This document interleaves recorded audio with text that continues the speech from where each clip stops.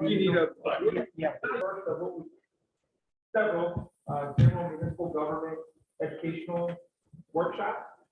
First one is going to be, I guess, land development 101 or planning 101.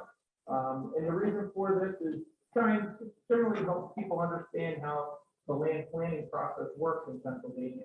Many times the development will come up before the Board of Commissioners and the township, and folks will come out and suddenly be interested because it's, you know, close to their home and they're interested in it.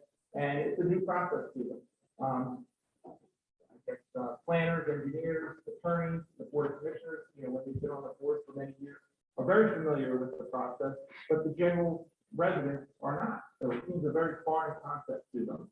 So what we're trying to do, you know, through this workshop is just to try and bring it down to a basic 101 understanding. We're not going to delve into the details of any one particular development or another, but we're just going to try and help you understand how the process works, how we're enabled as local governments to regulate that, and who the players are in that, being the Board of Commissioners, the Plan Commission, the Zoning Hearing Board, and otherwise. We have two really interesting gentlemen who are going to help us through this today. Steve Wiesner has helped us out in the past with finance and some other projects that the council has undertaken. He's a former municipal manager and finance director. Larry Comunale is a former township manager. He's done this type of instruction for a number of groups, including PSATs, which is the State Association of Supervisors. He's worked at Villanova University and been an instructor there. And I think you'll really enjoy the mannerism that both of them have. They're kind of banter back and forth and self-deprecating. So it should be fun and educational at the same time. So I'll turn it over to these gentlemen at this point. Okay. Thank you all for having us. I guess I'll go first. I think Michael gave a good introduction. I've been municipal manager for 42 years, retired about 6 years ago now. I was the manager in Lower Gwinnett. And for about half that time, speaking of our topic today, I was a zoning officer in the two of the municipalities I worked in initially before I moved on to Newtown Township in Delaware County and in Lower Gwinnett right up the road. So I have that experience in the topic at hand. And we're happy to be here. I've known Mike and Brandon for a long time. They're a great group, and I just want to say a little bit about Springfield. I was mentioning to Mike, I don't know any of the commissioners, but I do know the team that they've assembled. Your solicitor, Jim Garrity, was a solicitor in Lower Gwinnett during my period as manager. Kate Harper, the zoning hearing board solicitor. Tim Woodrow, I worked not with him, and I don't want to say against him. He was an engineer that represented developers, many developers in Lower Gwinnett. And I have to say that the team that Springfield has assembled really reflects well on the commissioners. They have, it is a very good, solid team that has a lot of respect in the county. So it's great to be here today. This is a kind of our maiden voyage on this topic. So please excuse us if there's a few bumps in the road. Don't hesitate to ask questions.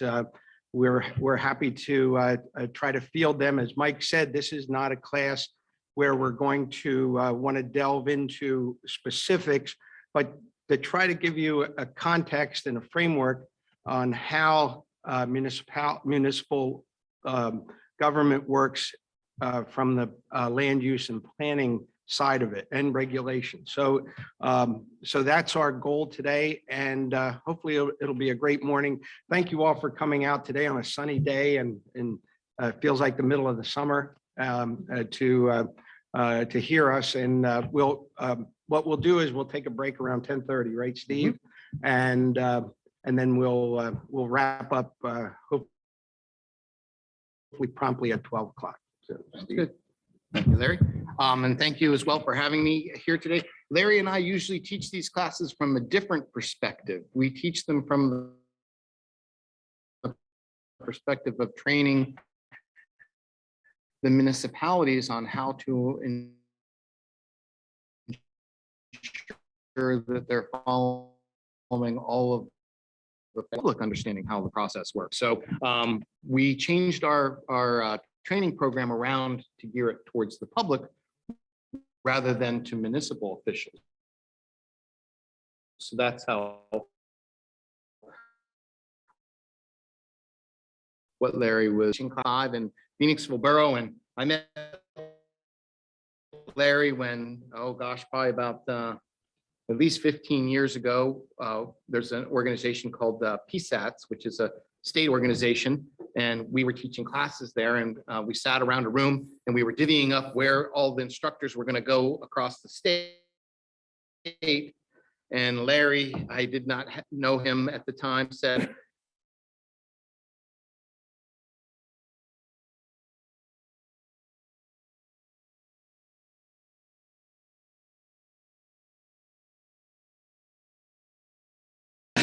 so I think you're in a great place.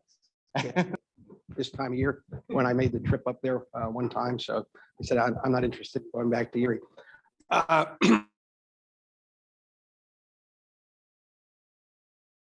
We wanted to just ask a general question, if any of you, and we're going to, I know this is being taped, so we have to try to, how do I say, be tethered to the microphone, but is there any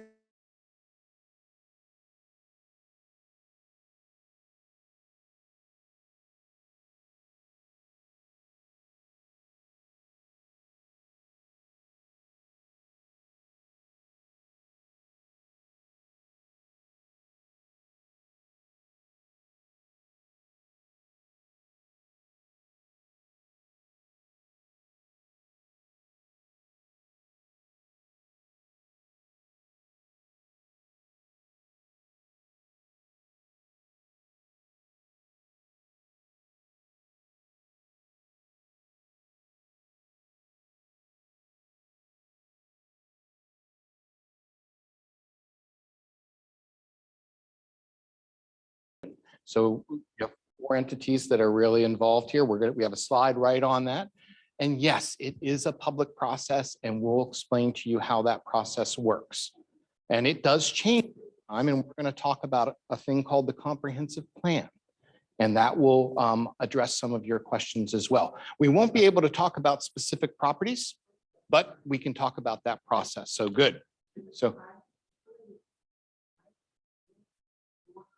Yeah. well, you know, that even though something might be zoned for a use that you're not familiar with, there are relief that can be granted for them that is built right into this code. So there is flexibility. But yeah, and the other thing I think generally when you talk about the zoning map in a place like Springfield, which has been around, when were you incorporated, Mike? 1681, just like Lower Gwinnett. So the zoning map, how do I say this? The uses were pretty much drawn. It wasn't a blank canvas when there's a lot of, and I looked at the zoning map online, and it's a great map. You can click on a property and it'll tell you what the district is and all that. So the zoning map reflected what was there at the time. Maybe part of the answer, but it's not it certainly wasn't a blank sheet of paper when the zoning was put forward.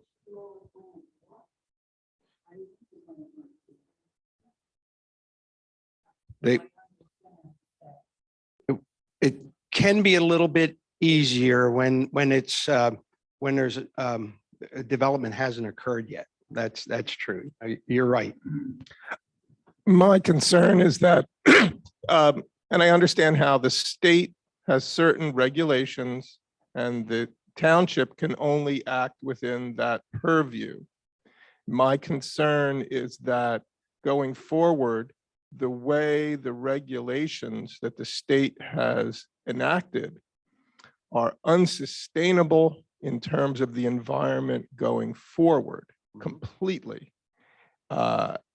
It allows for massive destruction of the environment.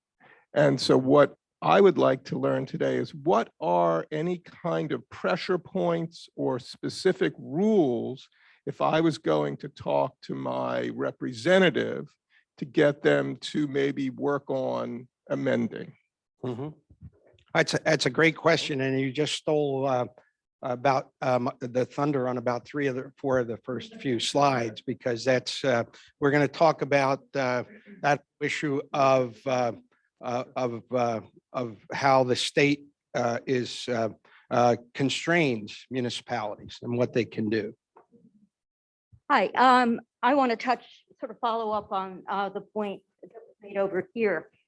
Information sharing with the public. I understand the development process is a long process. But I have been finding out about projects the day of a committee meeting or a township meeting.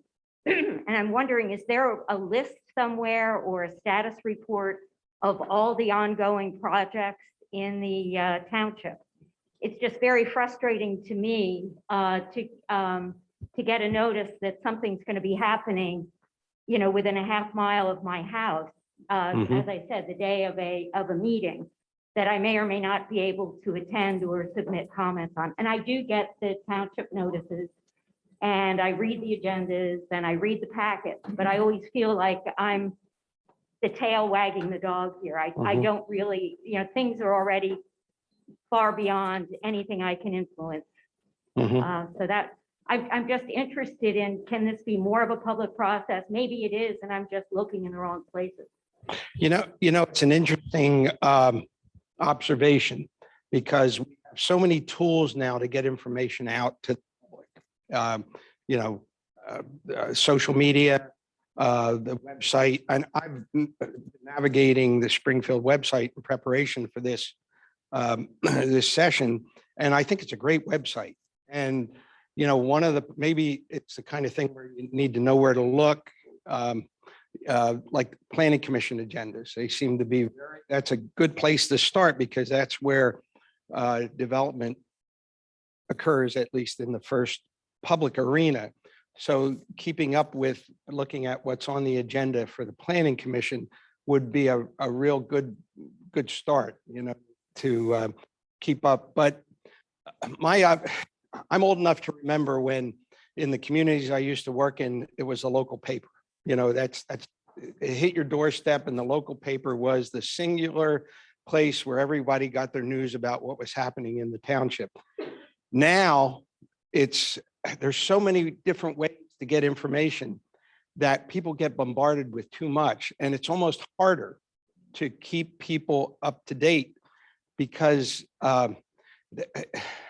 too much information. A friend of ours is in the PR business, and he always talks about putting out information that push it out, but not too much, so that you pull people in to look for what they're interested in. And it's really an art rather than a science, because if you push too much information out, people get turned off. You know, so it's tough, and I'm not minimizing what you're saying, but There can be a central repository of stuff in the world. That would be helpful.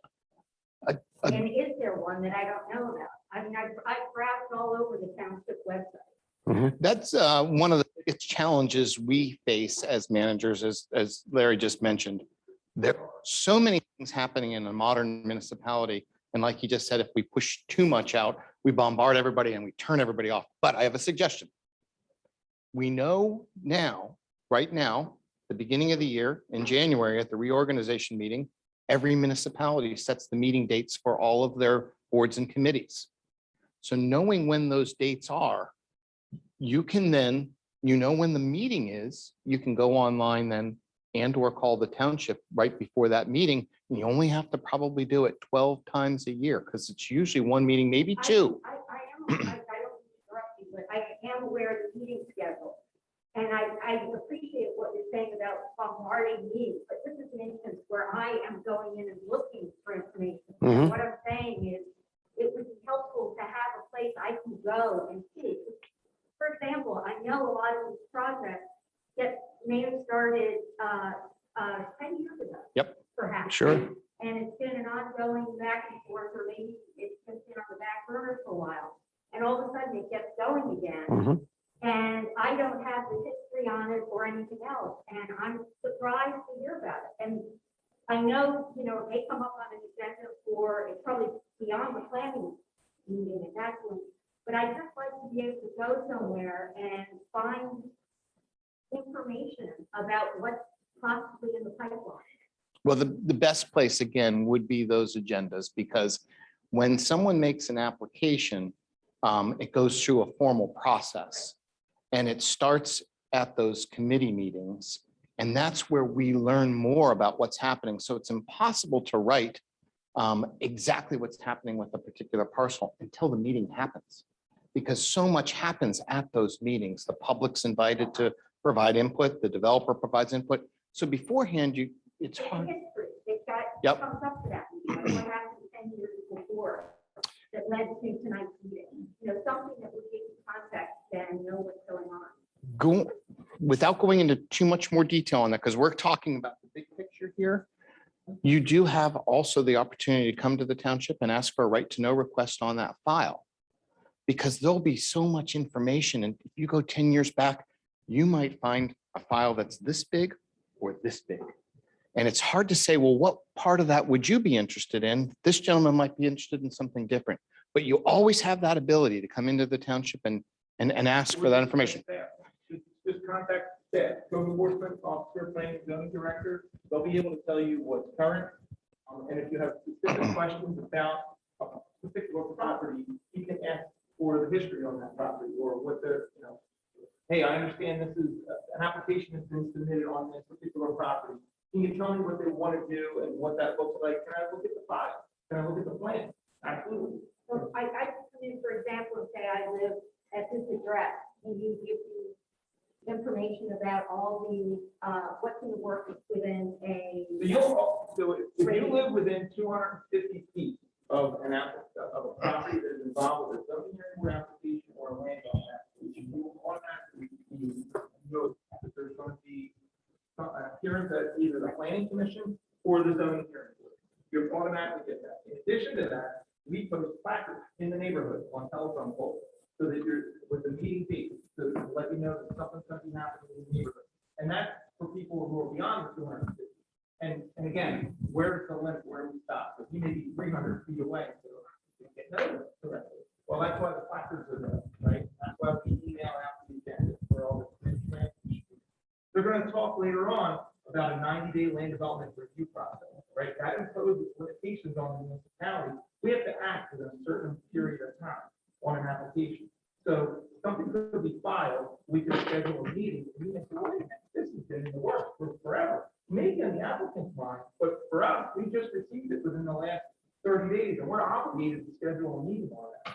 So that's why it may appear sometimes that you're coming in late or at the 11th hour, but that's not necessarily the case. Again, to the point that they're going to make later on, the state somewhat, handcuffs us and imposes requirements on us.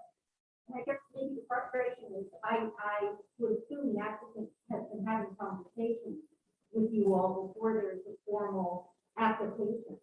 And maybe there are restrictions on what you all can share about that. But there's a lot going on before the process. So one of the things that we will do if the answer to that question is not necessarily. The applicant isn't obligated to come in and talk to us about what they want to do. They can just show up with an application, and if it's properly assembled with all the application fees, file it. What we'll do if they do choose to do that is we'll encourage them to meet the community, right? And it works both ways. You get notice of what's coming down the line. You also get notice of where the hand grenades are going to be coming, right? Like where are the sensitive issues from the public. So to your point, we do encourage that, but we don't always know. Yeah, I think that's true. And as a municipal official, and I'm sure Mike would agree with this, developers come in and they want to show you a plan, and they're always asking for, the dirty question is, do you think this is okay? You think can this get approved? And the answer always is, and I'm sure Mike would agree, it's like, you got to go through a public hearing. We don't know we could, and as I say, I've been in this business 40 years, and I'd sit at looking at an agenda, and I try to think of all the questions that'll come up on a specific issue. Never get them right. You never get them all. And there are questions out there from all of you that you can't think of. And so there's always that caveat, you know, that staff wants to work to bring a complete application to the board on land development or anything that that they might think will work. I'll say it that way in general terms, but there's always that caveat. There's no guarantees until it goes before the public. And I'm sure that's the way it works everywhere. Yeah, I think that local newspaper coverage is key. But there used to be local newspaper covering this area called the Springfield Sun. I'm sure there was a beat reporter covering every single meeting. Right. And we're suffering from that. We really are. We are. So, but my question is, what is the role of the Township Board of Commissioners? And this particular Board of Commissioners, this is a class 1, first class township. And does that affect land planning at all? Does that affect what the Board of Commissioners can do?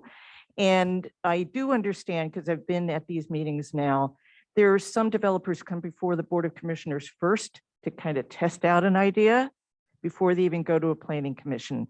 And I'm wondering how that works. Great. We are going to cover almost everything you just mentioned right at the beginning in the presentation. So we'll cover those. And then as we go along, if someone has questions, of course, we're going to open it up. And at the end, we'll open it up again for more questions. But with that, if there aren't any more, we'll at least go through get through our 101 training and see where we're at. But I think we can address almost everything you just mentioned is much at the beginning. And I think we can address many of the other issues as well as we go along. And it might prompt some more questions as well. All of those are great questions, by the way, and we appreciate those. And it really gets the session started off on the right foot. Let's talk a little bit about, and it goes to the last question, just some general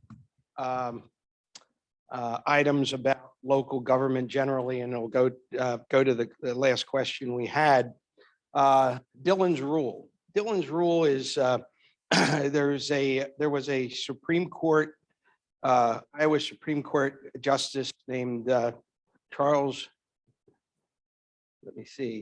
Dillon, who didn't like local government very much. And what he said, and it became the cornerstone of municipal governance in the United States, was that there is no inherent right of local self-governance.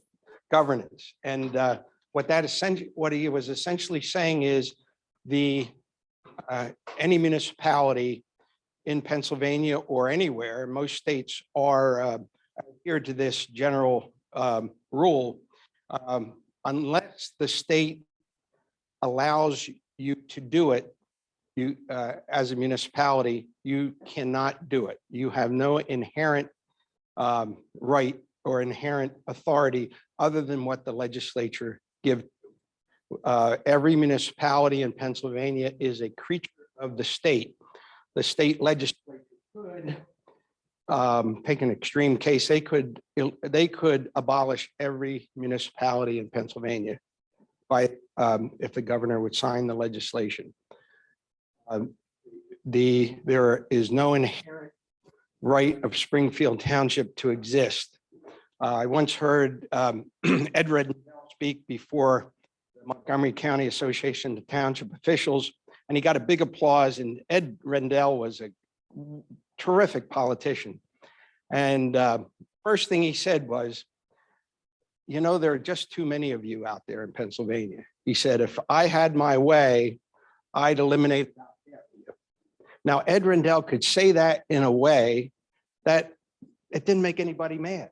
It was really an interesting, he just had the gift. But he was right in the sense that if the legislature chose to do that, they could do that. So we start out with that basic premise that what the state,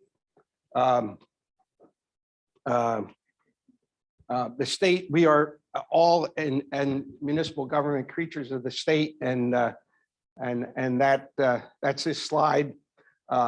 If it's not conferred, it's not permitted. Now, how does that affect what we're talking about today? Well, let's go to the next slide first. Just to give you a little bit of an overview. Somebody mentioned first-class townships. There are 2,560 general purpose local governments in Pennsylvania. We are second to Illinois in the number of local governments, 2,560 in the entire nation. There is about 38,000 municipalities, general purpose municipalities, but there are about 90,000. Again, this is a little bit of minutia here that I find interesting. There are about 90,000 local government units, meaning authorities, airport authorities, stormwater authorities, sewer water authorities. There are close to 90,000 of them. And in Pennsylvania, there's about 4,500 if you count those authorities and so forth, special purpose governments. So there's a lot of municipalities, and how this impacts us is each of those types of government have their own code. So they all operate under different rules. Many of them are the same, but you have to keep that in mind. And that went to your question about commissioners. Because Springfield is governed by a board of commissioners, that tells you it's a first-class township. If you hear the term board of supervisors, that's a second-class township. So if you look at a map of Pennsylvania, about 90% of the land area is second-class town. They are the predominant form of government geographically. You have boroughs, you have one town in Pennsylvania. There's one municipality that's designated as a town. That's not on the grid. Anybody know what that is? Bloomsburg is designated a town, not a city. There's of the 56 cities, there's Philadelphia, which is a first-class city. There's a first-class, second-class city, which is Pittsburgh, and then there's Scranton, which is a third-class. And they all, as I say, have different codes. Not surprisingly, we're going to talk a lot about the municipalities planning code today. Philadelphia and Pittsburgh do not operate under the municipalities planning code, which is not surprising. Pennsylvania. But all the other municipalities operate under the municipalities planning code. So it's important distinction.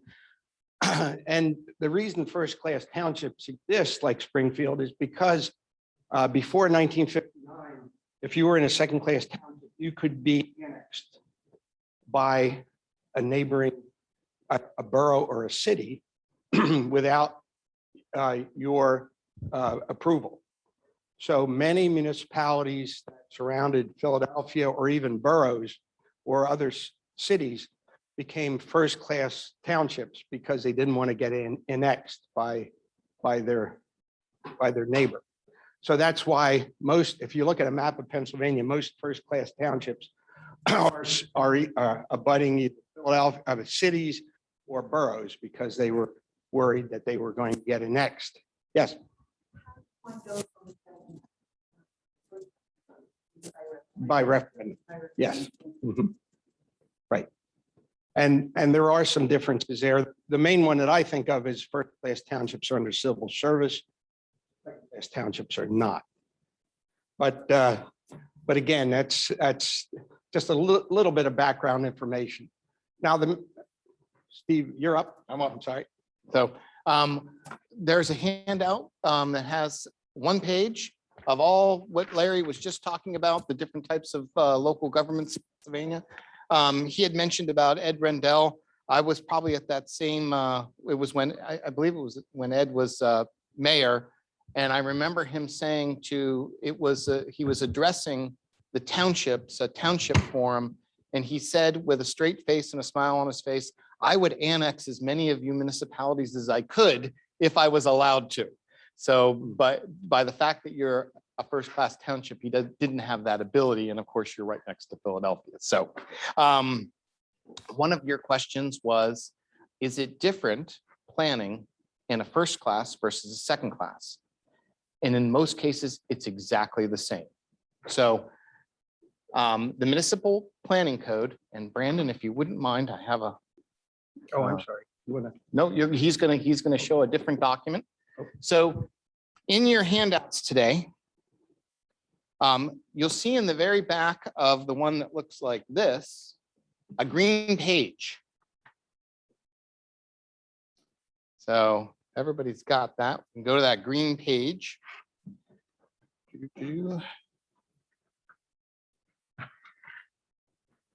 That's that page there. You got it. This is a reference to where you can find all of this information. And it's published from the state of Pennsylvania on planning, and it goes across the board. So if you have a SALDO, subdivision land development ordinance within your municipality, you must follow the same rules. And there are 8 planning series that the state of Pennsylvania publishes. I've given you number 1. Larry and I have given you number 1, which is Planning 101. And that's what we have today. So same, to answer your first question was, is it different? It's pretty much the same. There's some flexibility in how each municipality designs their subdivision and land development ordinance and their zoning ordinance, but you have to follow the same rules of enactment. So, so in there at the very top is the address of the website, because I thought if you are here today, you're interested in local government, and if I was sitting in your chair right now, I'd probably go back home tonight and pop up that website just to see what they have. On that website, Brandon has it here. You scroll down just a little bit. Got planning publications, has a whole wealth of information. In addition, there are training sessions that you can find on this website. There aren't any there that are now for planning, and anyone can attend. They're mostly geared for municipal officials, but anyone can attend. So if you go on that website, you'll see an icon for training. They move it around from time to time whenever they have a new training session.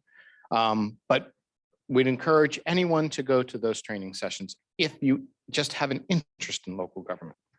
So with that, and scroll, you got it.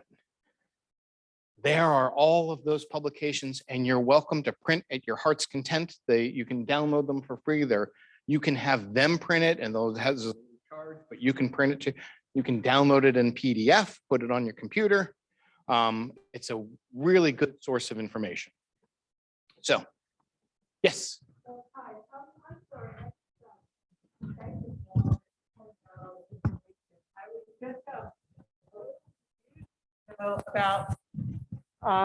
About how like that if the municipalities can decide their own rules, right?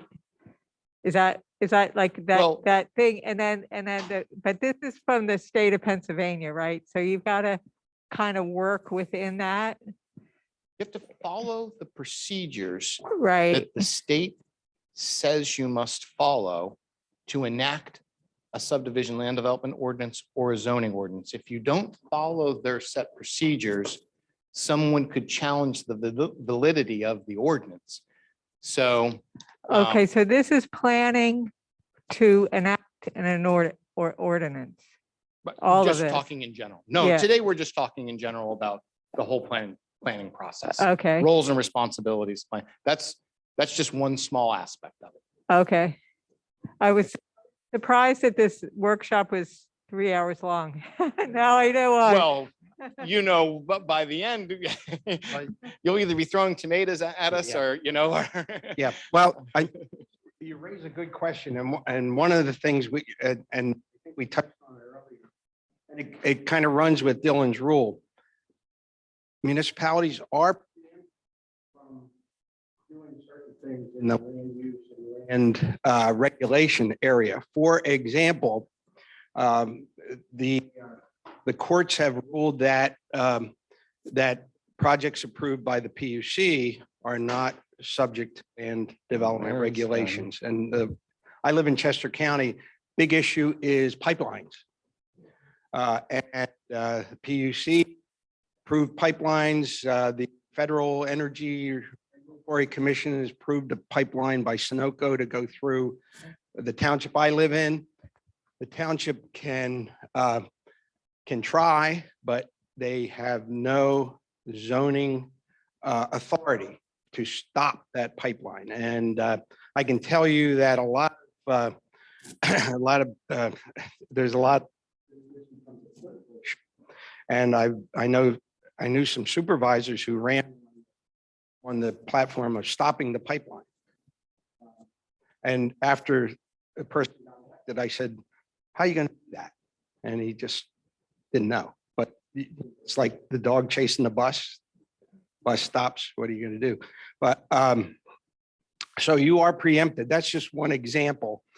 There are many examples of preemption that kind of goes with Dylan's rule, where the legislature has said, for whatever reason, that that local municipality not regulated. Similarly, low impact or no impact home occupations cannot be regulated or cannot be you can't enforce eliminating home occupations if they're low impact. And we'll talk a little bit more about that because that can be a sore subject. But there's religious institutions are protected. They're a protected class of uses. You have to be very about how you regulate them, which has created issues too. So there's a whole group of those uses or uses and regulations that are prescribed by the state that they, you don't have authority or as much authority as maybe some would think that we have. And one of the things I ran up against as, it was like, say, well, just shut them down, just stop, just make it stop. And it's not easy to do sometimes. Sorry, go ahead. Okay, so we talked about the MPC, we talked about Dylan's rule, and Dylan's rule enabled the townships, boroughs, whatever it might be, to do planning through enactment of the MPC. And I showed you on the website where you can get the full MPC. It's a rather large document, has a lot of legal language in it, but you're welcome to look at it on that website. So we'll go to the next slide. And like Larry had mentioned, Philadelphia and Pittsburgh, they've been granted a special exemption from that. Just want to touch real quickly on other legislation that impacts development. We're not going to go into detail on this, but it's things that you should know. The gentleman in the back had asked about environmental concerns. So these other areas are things that impact development. So we're not allowed to allow development within certain floodplain areas. And in Springfield Township, you actually have a section of your zoning ordinance on floodplain. Very, very important these days. Boy, we're learning every year with these massive storms that we're getting that is a really important issue. Sewage facilities planning in the more rural section of the state, you don't have sewage facilities that cover the entire municipality. So you have to plan for where they might be. So that can impact development as well. Construction code could impact it. Steep slopes, you wouldn't be able to build a building on a steep slope, depending on what the geography of the land is. So those are just some things that also impact. We're not going to go into them today, but they're out there. So when someone says, well, gosh, that's not in the zoning ordinance, why can't I build here? Well, it might be because you're trying to build a building on a steep slope or on soils that won't allow for that, that type of development. So we'll go to the next, please. So here is the crux of everything we're talking about here today and probably why you are here. The MPC, Municipal Planning Code, it serves both the public and the property owner. Both. Property owners have the right to develop their land. That's part of America. You own land, you have the right to use that land for legal uses. But the MPC was smart enough to know, well, heck, we can't just leave that open. We must be able to protect the residents as well. So that is the whole crux of what we're talking about today. And it's what makes our jobs as municipal government people the most difficult.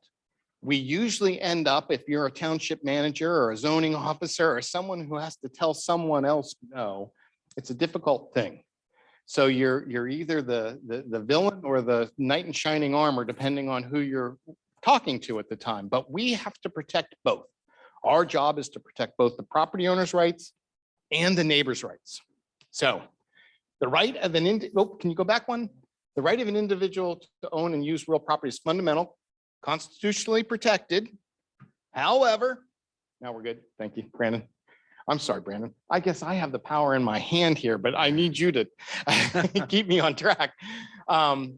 Serves both. The right of an individual to own and use real property is fundamental and constitutionally protected. However, next slide, or did I go?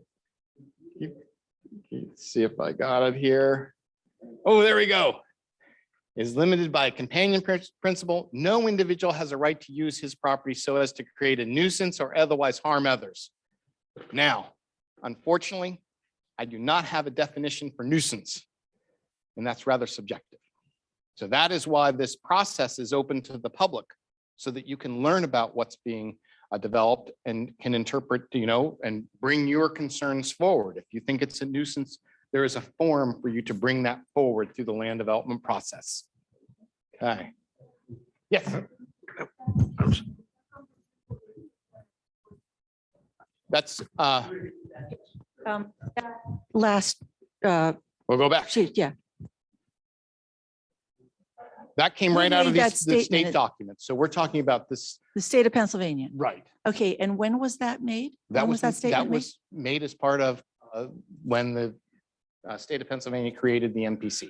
Okay, That was the principle that they built on. right.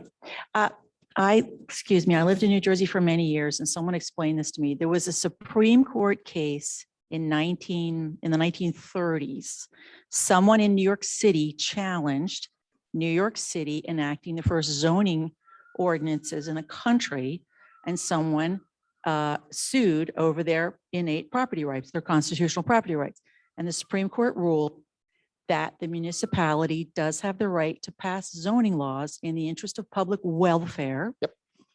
But any use that preceded that ordinance is protected as what we would We call it a colloquially will say non-conforming grandfather, pre-existing. non-conforming pre-existing use, right?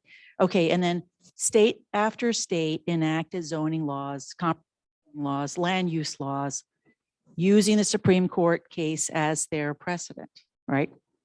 So Okay. can you give me a date, like a I year, cannot. maybe when that Unfortunately, I happened? can't give you a date, but I Okay, suspect it's built on the same. right, the same kind of principle, okay. principle. Yeah. So there are two kinds of property rights. There's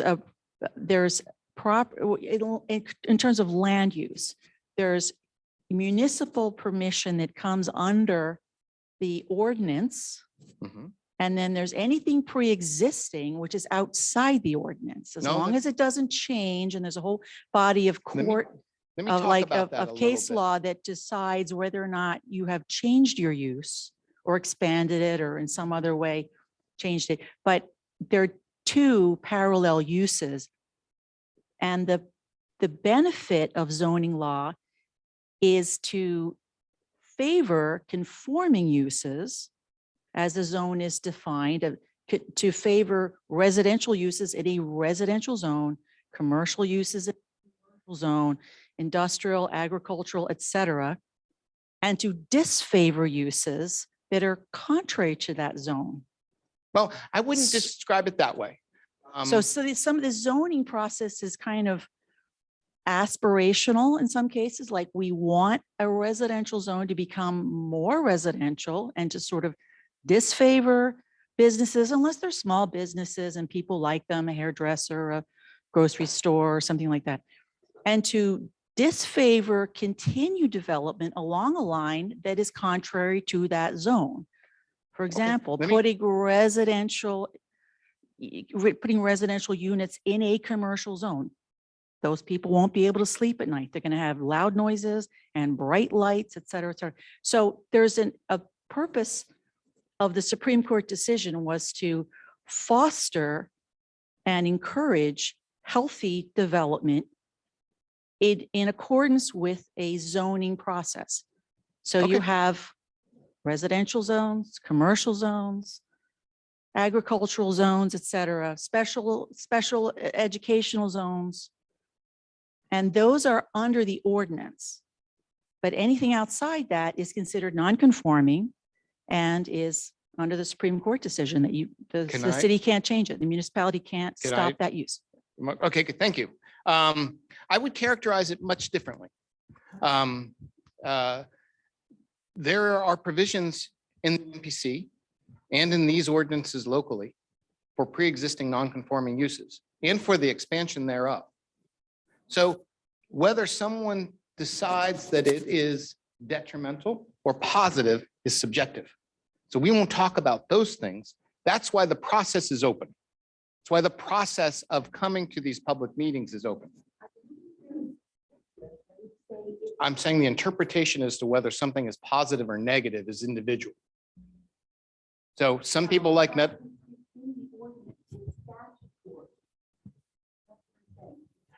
No, I'm talking, I think we're talking apples and oranges. I'm saying any existing non-conforming use has the ability to expand that use. That's written in all the codes and the MPC as well. So, yes. Okay, we're only talking about Pennsylvania. I don't know what happens in New Jersey. No, well, we're only here to talk about 101 Pennsylvania. Yeah. So if someone has a non-conforming use, they do have that right in Pennsylvania to expand on it with limits. And that's what this process, this open process that Pennsylvania has enacted enables them to do. This is a big legal distinction, though. Does Pennsylvania have the right to infringe on someone's constitutional right to use their property however they want to? I've got a great answer for that. It's a legal question that I can't answer. Right? It goes to court and a judge has to decide it. Yeah, But it's. We're not here to talk about legalities of whether or not someone can, we're here to talk about the process, how it all works. So But you have to be really specific. Who's making these decisions? Is it a statutory that's what we're talking decision about. made by the Pennsylvania state legislature? Or is it a Well, we're going to talk about all this. subjective decision made by 4 people in a zoning board hearing? We need to know that. We're going to talk about that's Zones have language. They They- have language they and do. they have statutory requirements. And the best place to learn about Springfield's is to go to their zoning ordinance and read through it. Because it will spell that all out. We don't know of specifics in it. We're talking in general. Sorry but we can't get into the legal aspects of it. So this is the general principle that we're, oops.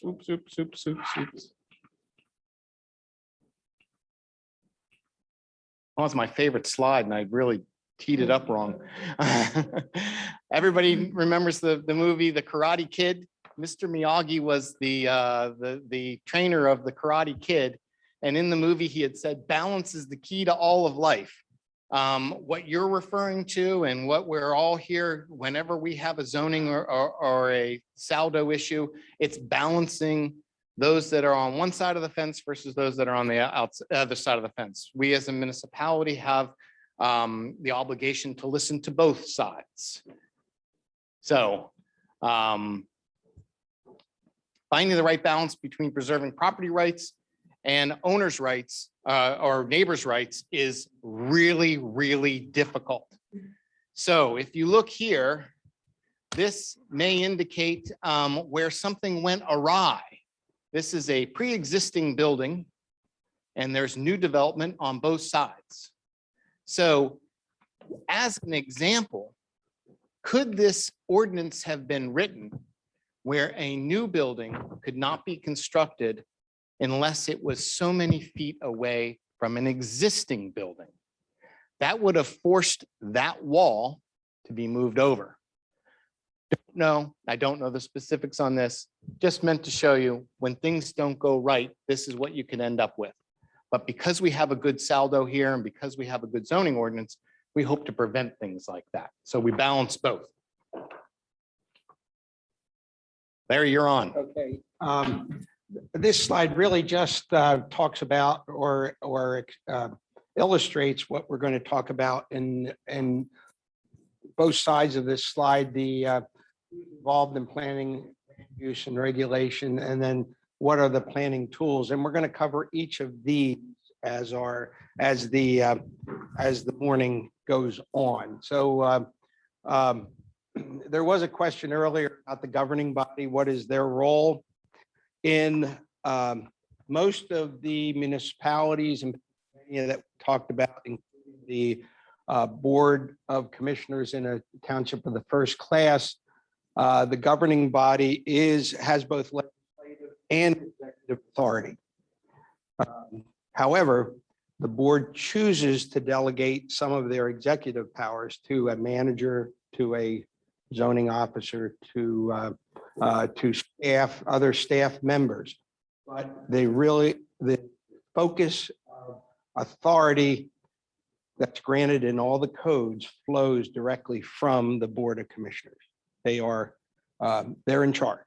They are, and again, it needs to be emphasized because we had a friend who was a manager in Montgomery County said about managers, you're appointed, not anointed. So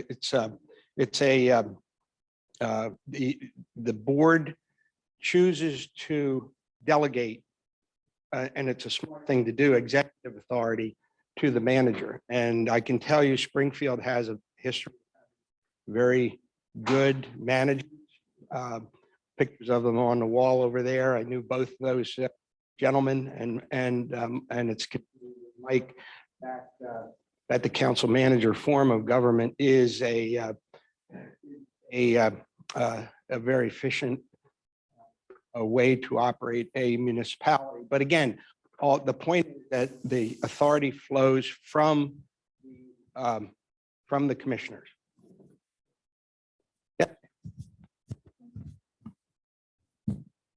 Is there anything about like transparency in this decision-making process so that, I mean, it says that there's limitations to relate to the general public welfare and advance a legitimate public interest. Is there, does the Board of Commissioners and the township manager have executive power to make decisions without letting the constituents in the township know about it? All decisions must be made in a public. Yep, under the Sunshine Law. So it's the answer to that is no. Now there's always a but in all these things. I mean, a minor ministerial thing are taken care of on a daily basis, obviously.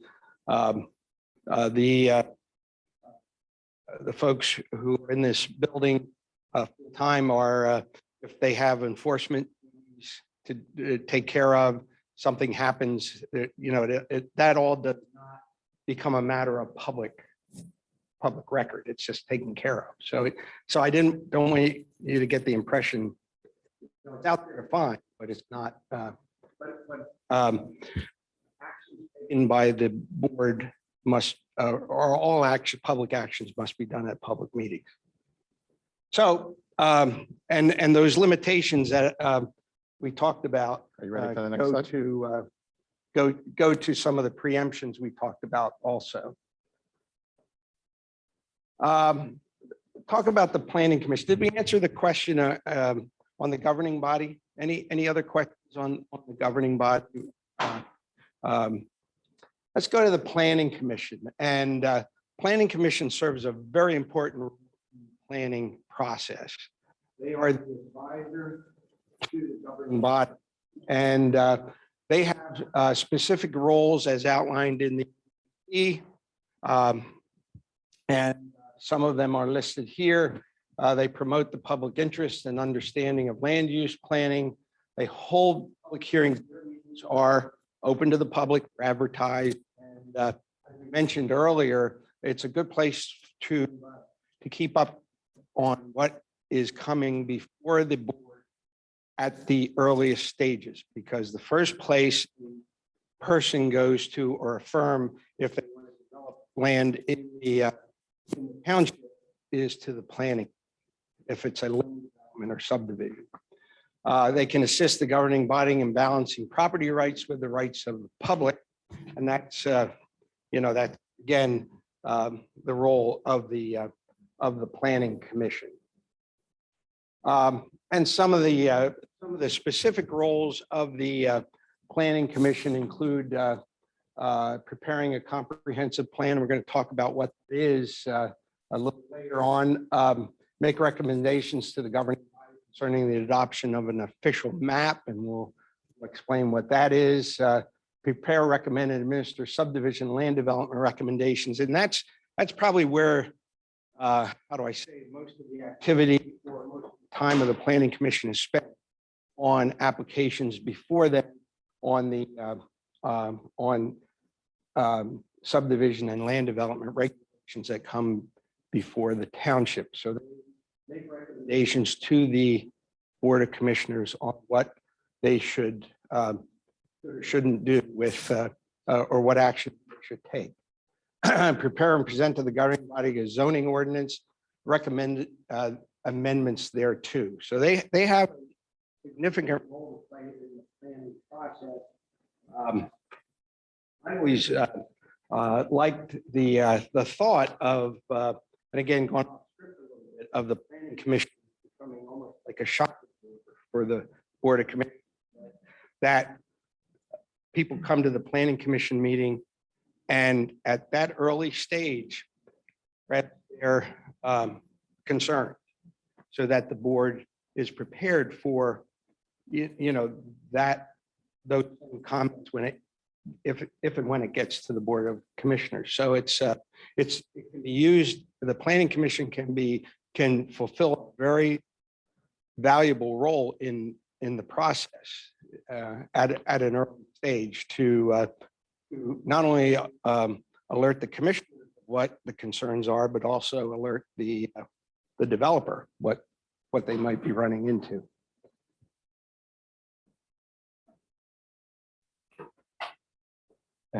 Okay. The zoning hearing board and the planning commission all meet in this room, as do the Board of Commissioners. So this is the place you would go to participate in all of those meetings. All of the meetings of the planning commission, and of course the zoning hearing board, and absolutely the commissioners meetings, are all public meetings, all available for anyone to come and participate in. Planning commission, as Larry mentioned, is a recommendation body. It recommends to the Board of Commissioners. Zoning hearing board is a little bit different. Zoning hearing board rules on things. They are a quasi judicial entity. So yes, sir.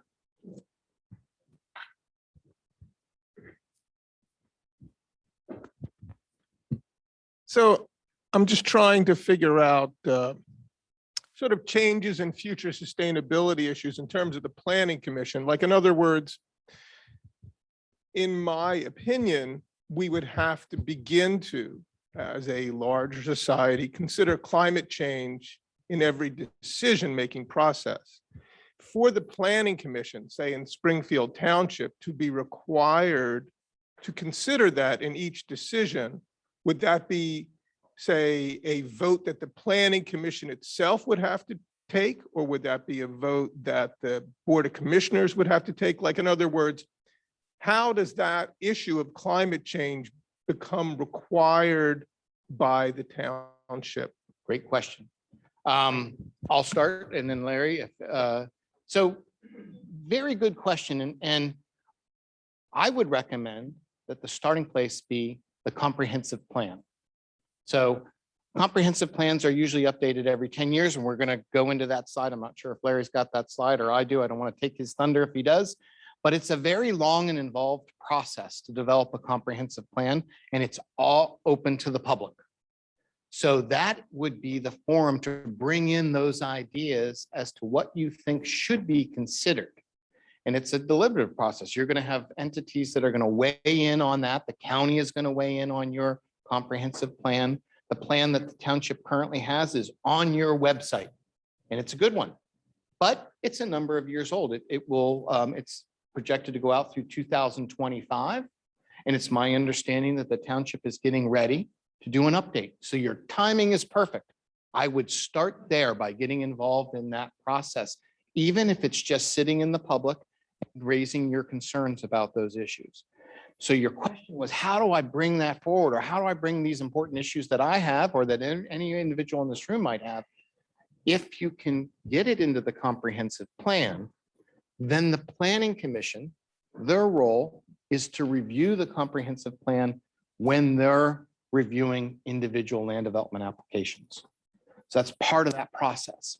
The tough part about being a planning commission member is, boy, if you hated development, you might still have to vote for it as long as they follow all of the rules that are in the saldo and the zoning ordinance. But you can have some influence into that to say, hey, you got to adhere to the saldo and you must adhere to the zoning ordinance. There are certain waivers that are allowed. And if you as a planning commission member do not feel that that waiver is appropriate, you could voice your opinion and say no. But you can't say no to a development. It can't be exclusionary. So it's tough to be on that planning commission member, especially if it's something you really hate, but you still might have to vote or make a recommendation to the commissioners. Hey, it fits the saldo, it fits the zoning ordinance. They're doing all of the things they're supposed to do. We recommend that it be approved. You can't just say we don't recommend that it be approved just because you don't like it. But the process that I would suggest is that comprehensive plan. And in this municipality, you got it right there on your website.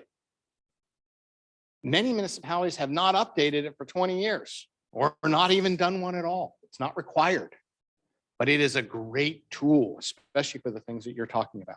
So yeah, I have one question here first, and I'll go right over. Yeah, just let me mention one thing before. In the municipalities planning, one of the powers and duties of the planning commission is to prepare and present to the governing body of the municipality an environmental. So that's, I think, goes maybe to your question, that they do have to. They don't have, they don't have to. They have that. May I assume that most townships would hire a professional planning firm, a third-party vendor, to help them create a master plan for their municipality, their township? It is We don't have enough professional planners on staff. I mean, it is a typical that you- profession. It's people It- get paid for that. It is typical, and in Montgomery County, the county has a very strong planning department, and they offer that service. They do a great job with that because they can look at the whole county as well. Oh, so Montgomery County, so Harrisburg, or sorry, Norristown might be doing it, not paying $1 million to an outside Well, planning firm or something. The township would still need to contract with them and would pay them. They'd have to pay Norristown, They'd have to pay Montgomery County. right? I always want to say the county, not, no. Yeah. It's located What there. I know what you mean, But, Norris, yeah. But there's a big planning department in Montgomery County that's very active and very good.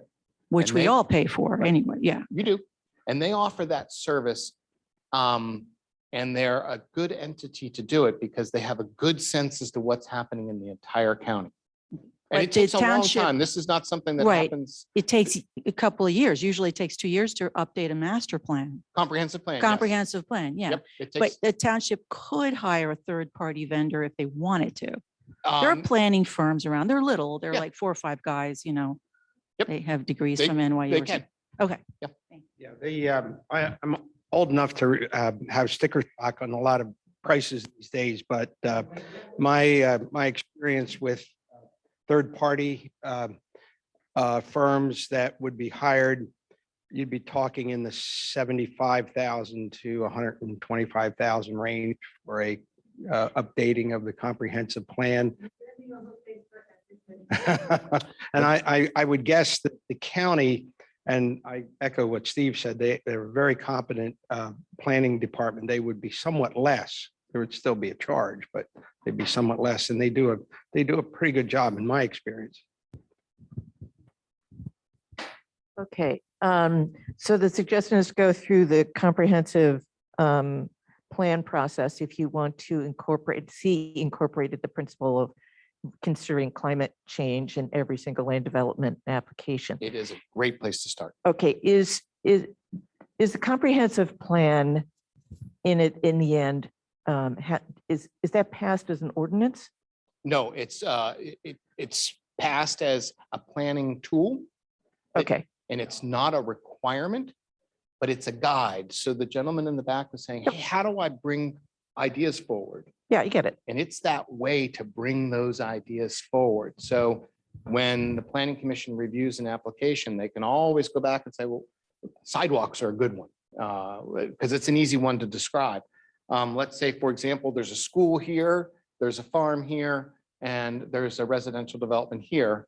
And if the sidewalk plan envisioned in the comp plan said, hey, boy, sidewalk seems ideal to go across this farmland, when the farmland would get developed, if sidewalks weren't in the saldo, here in Springfield, most places are going to have sidewalks, but in more of the rural area, they'd say, we got to have sidewalks, and the sidewalk has to be this big. And so when that land development came through, planning commission members would say, hey, remember, in the comp plan, we need sidewalks. Do not bring the plan forward without sidewalks, or it's important. But in the end, it doesn't have the force of law. It does not. Okay, It is a- so my question is, I mean, this wouldn't necessarily be advisable, but to take one particular thing out and dump and vote it as an ordinance. But if the township commissioners wanted the principle of climate change to be incorporated into every single land development decision before the planning commission, they also have the authority to pass an ordinance saying that. Well, It's not advisable because if- it's like piecemeal, but they do have the authority to do that. well, yes, the commissioners can pass ordinances, there's no doubt. And once it's an ordinance, it's the law of the local municipality. I think it would enforceability. Yep. How authority, whether and I'll take if a development was turned down due to climate impacts, would that hold up? And I'm not, I wouldn't even want to guess about that one. If the state does not allow you to regulate it, you can't. Yeah. Whether you like it or not. And there are other, there are statutory provisions to have an environmental advisory council, and that, where some of that authority might lie also. So if an ordinance gets passed, it must be allowed by the state first. You can't pass an ordinance that the state hasn't, we talked about enable. There must be enabling legislation at the state to allow the ordinance, like Larry had mentioned, for it to be enforceable. You would never, even if you thought it was the greatest thing in the world, pass an ordinance that's not enforceable, because it creates a whole host of other problems. So even though it might feel good and sound good, if the state has not allowed you to do so, it's going to be problematic for the municipality to enact an ordinance that's not enforceable. So, okay. And I think. Oh, yeah, I just wanted to echo the comments is that the suggestion to address our climate emergency is to, come to a plan that's going to come into effect in 3 years, right? That's just advisory. And we, there's obviously like a lot of trouble with environmental, with the climate change. And So it just does seem like that to pass an ordinance that it be considered. I mean, it's not saying that that would be binding otherwise, but it would bring to light different effects of the, to the planning commission. Like we as a community need to see that the commissioners are thinking about climate change and because it's a real problem. So it's like and so we need a way to have that happen sooner than 2025, having it in a comprehensive plan. Well, good question, good point. Local government takes time. Things don't happen overnight in local government because the process is open and allows for all to weigh in. So the comprehensive plan still is a good mechanism because it will be talked about long before 2025. That process will start long before 2025. So that is a good mechanism to bring it forward. But that's why all of our meetings are public meetings. The public can talk at any meeting that this municipality has. There is a provision in the state of Pennsylvania that says it's required that any resident can come and talk about anything.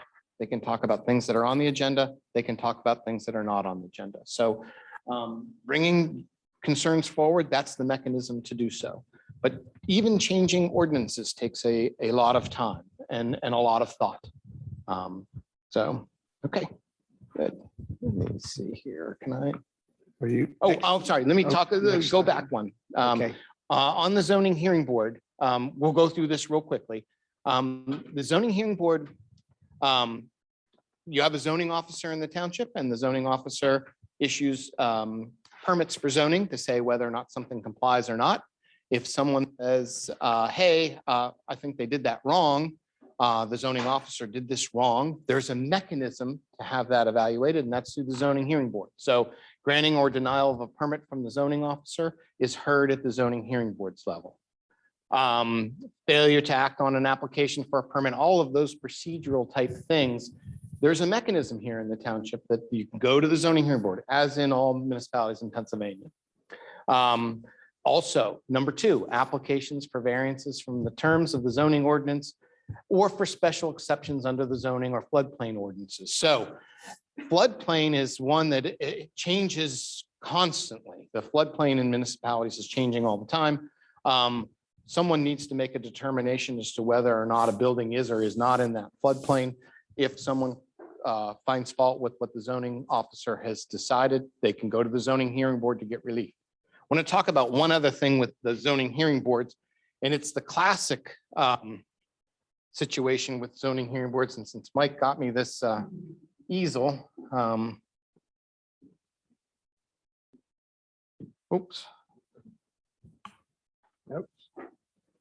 So let's do this. Oops. 1, 2, 3. So this is a subdivision and it's on a curved road. And there is a house on number 3, house on number 2, house on number 1, and they were all built without decks. All of them are conforming lots. All of them meet the size of the lot that's required and the dimensional standards of the lot. But number 2 wants to put a deck on the back. And I don't know if I drew this, let me exaggerate this. Let's say this is a pie, really a pie-shaped lot. There's a possibility that this setback is not made. These obviously can make the setback. Straight line, it's a rectangular lot. That's the most common example of someone coming into the zoning hearing board. Hey, I would really like to have a deck. It's a common thing. Everybody's got a deck on their backyard. But I don't meet these setbacks. But a normal size deck, I would be. Setback is the setback distance from this property line and or another structure. Or another structure. So they need relief. So the zoning hearing board may hear that and may say, okay, we'll grant you that relief.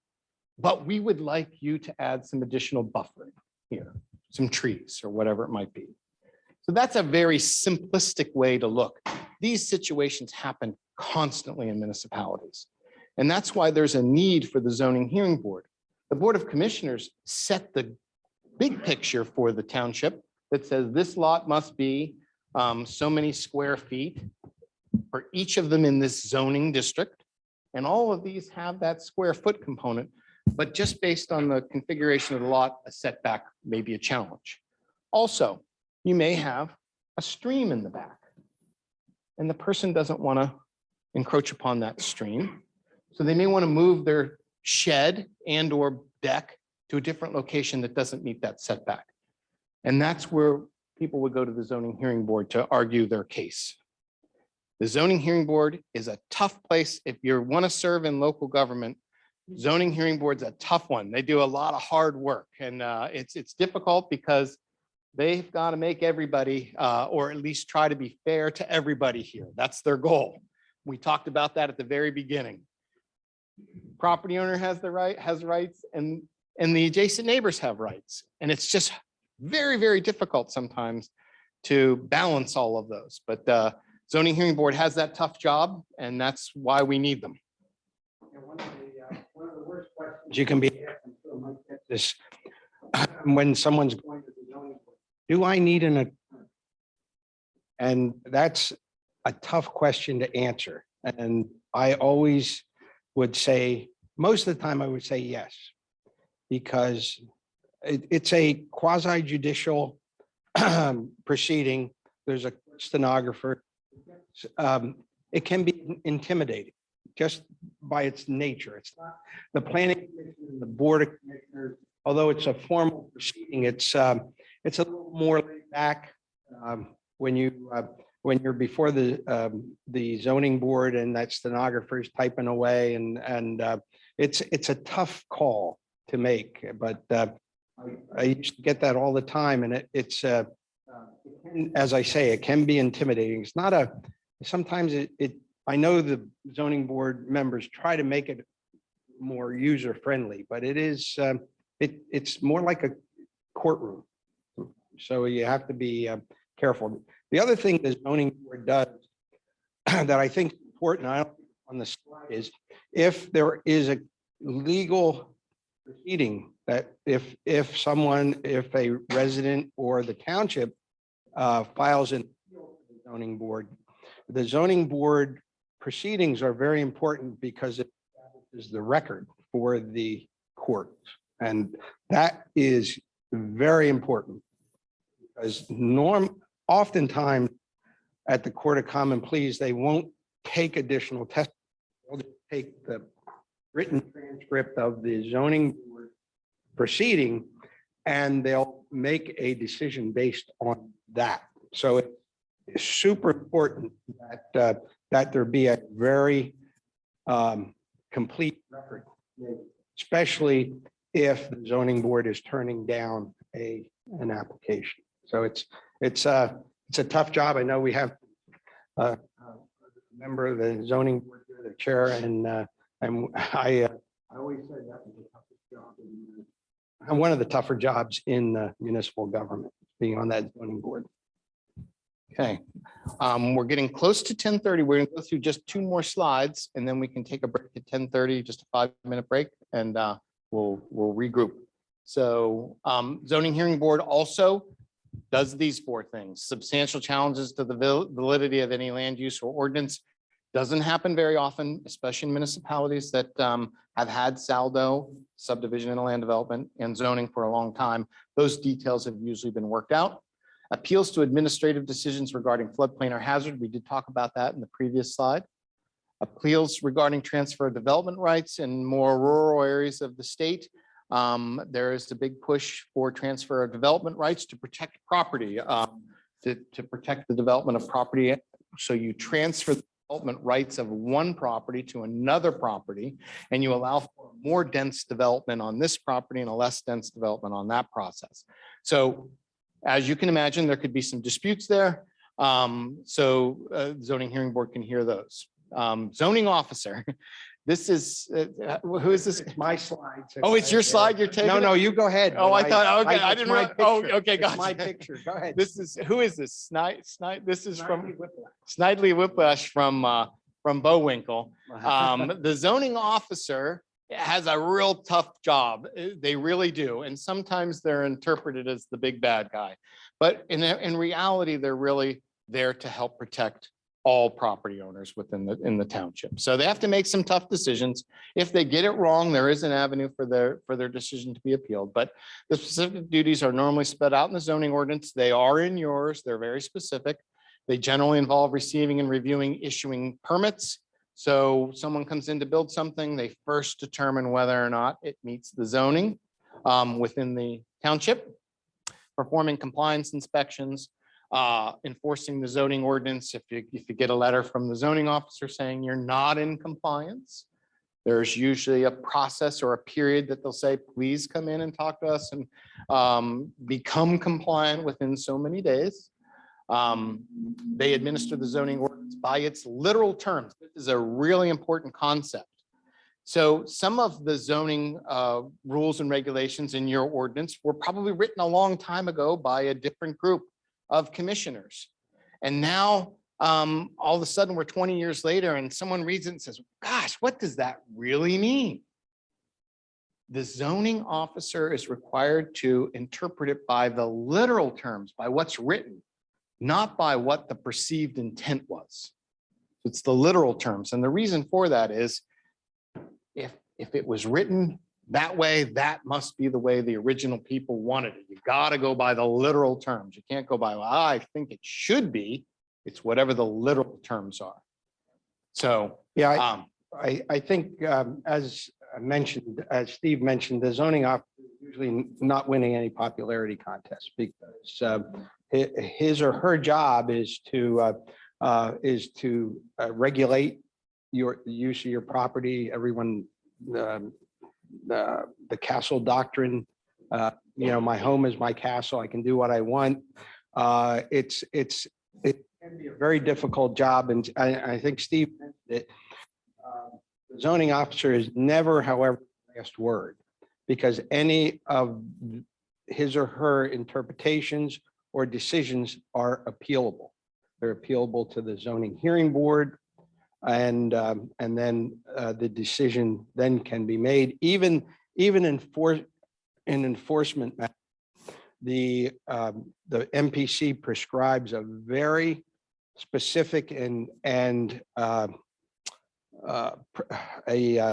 detailed process on how enforcement occurs. So, and it's really built to protect the property owners, which it should. Yes, sir.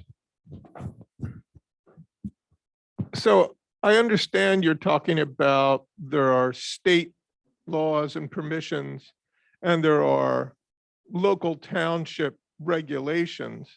And what I'm wondering is, what's the role of Montgomery County in the sense that I know the previous comprehensive plan was, I thought, created by Montgomery County, not the township.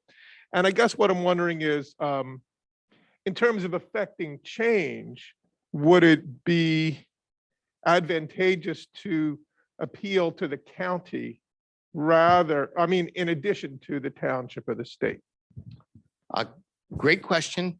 The zoning hearing board decisions would, if they made a decision that someone wanted to appeal, you'd have to go to the Court of Common Pleas. The county doesn't have any jurisdiction over local planning and zoning once the township decides to do it. If the township decided they didn't want to do saldo, subdivision and land development and zoning, the county would have a greater role in determining, because they still review all of the applications that come through the municipality, and they still make recommendations. But again, they're like the planning commission that the township has. They're a recommendation body. They're not, they don't have the authority to say no or yes. Yeah, about a minority of municipalities don't have comprehensive plans, and they use the county plan in the Commonwealth. I think I just want to maybe adjust the one comment. I think you make sure I'm correct. 2012, when Springfield did their last comprehensive plan, the county was hired as, they didn't, it was their plan. It was hired as a, Created by the local planning commission. Right. Which is made up, as you know, not residents. Right.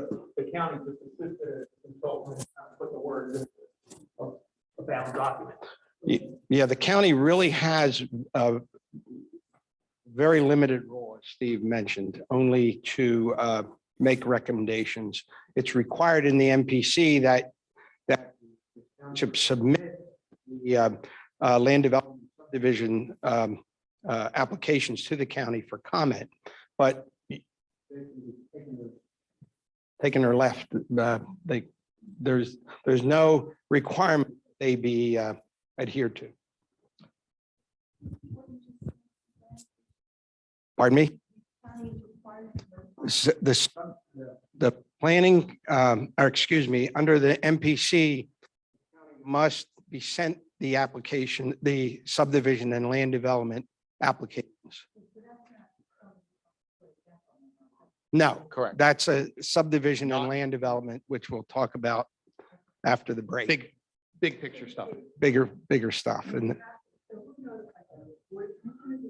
no, the township will send them the application, or the staff will, or the developer might even submit it to. We submitted through the county portal, they pay the fee though.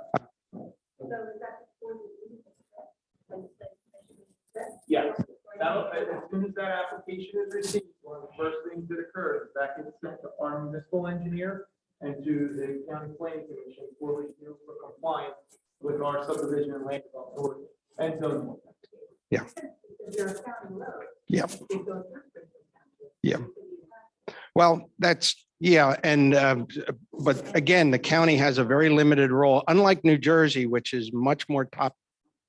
And my experience in a little bit of experience in New Jersey, the state has a lot more to say about how municipalities operate than in Pennsylvania. Pennsylvania is a commonwealth.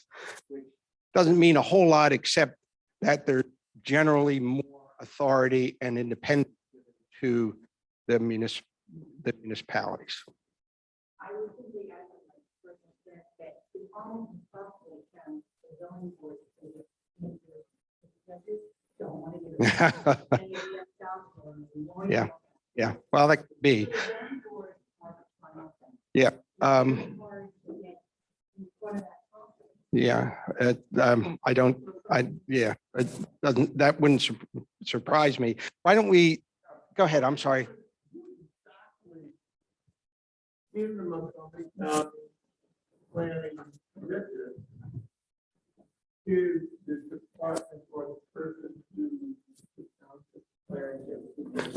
It's, the question is, I'm sorry, I didn't hear the microphone, what, to get on the, you know, who gets the applications before the county, and that is the planning will get those applications. They're professional planners, and they are tasked with reviewing the application and submitting their comments. My experience has been, I don't know if Mike would agree, that those comments are often very helpful to, and there is some, how do I say, discussion back and forth, or there can be, on how things, you know, before they issue a formal letter. So, you know, I've worked in 3 or 4 different counties. By far, my experience is that Montgomery County Planning Department is by far the best I've worked with. They're very competent people.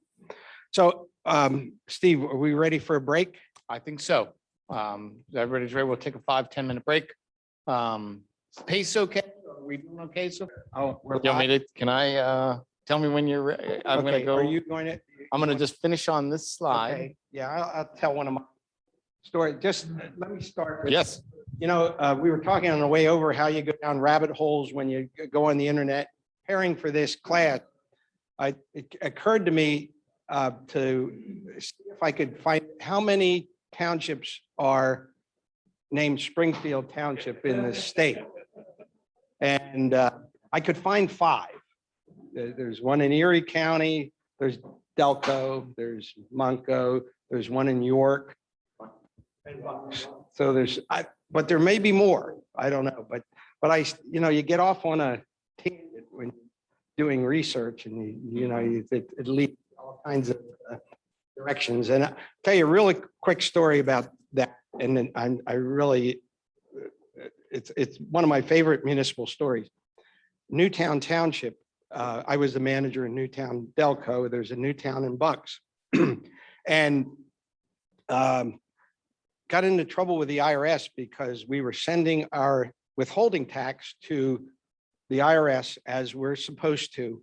They were crediting Newtown Buck County with all our withholding taxes. So Newtown Bucks, and I knew the manager, he kept getting refund checks for overpayment. I kept getting notices, and they were not formal notices. I mean, the IRS would, they like right on the back of a napkin or something, you owe them withholding.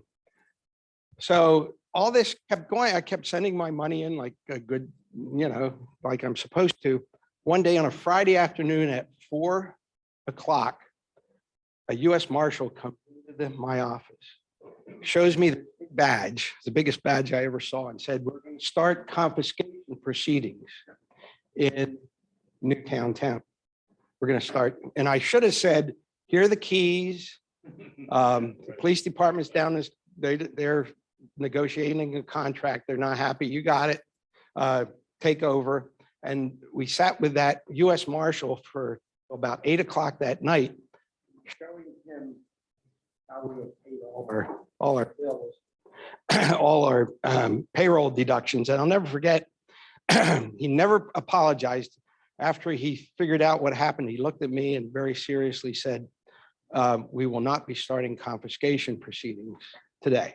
That's all he said in the last. So anyway, I'm sorry to diverse, but I'm sure Mike gets that Springfield calls from Springfield Bucks. It's always good when you get a complaint and it's not your township. You say, "Sorry, not me."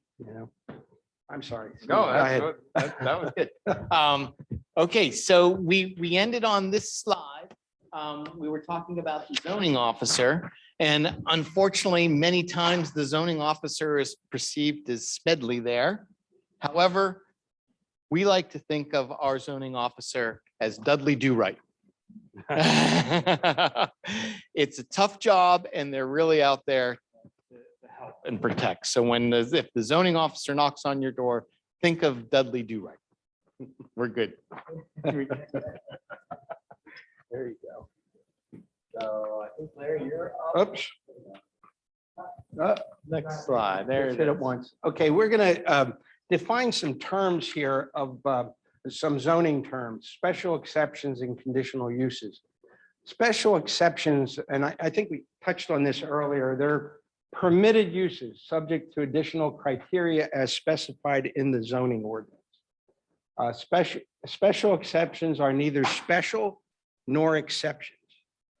So when you see someone applying for a special exception, it really is a permitted use in that zoning district, which allows for that use if the criteria is met, and the criteria is in the zoning ordinance. And I'll give you an example in your ordinance in a second. They're heard before the zoning hearing board. They are very similar to conditional uses, and conditional uses are the same thing, except conditional uses go to the Board of Commissioners, not to the zoning hearing board, but they have the same criteria, same process, in this sense that conditional uses are permitted uses that if the criteria is met, they are permitted. Now, I don't know if, do you have conditional uses in Springfield? You do. Yeah, I'm not a big fan editorialize for a second because of the experience I've had in Lower Gwinnett.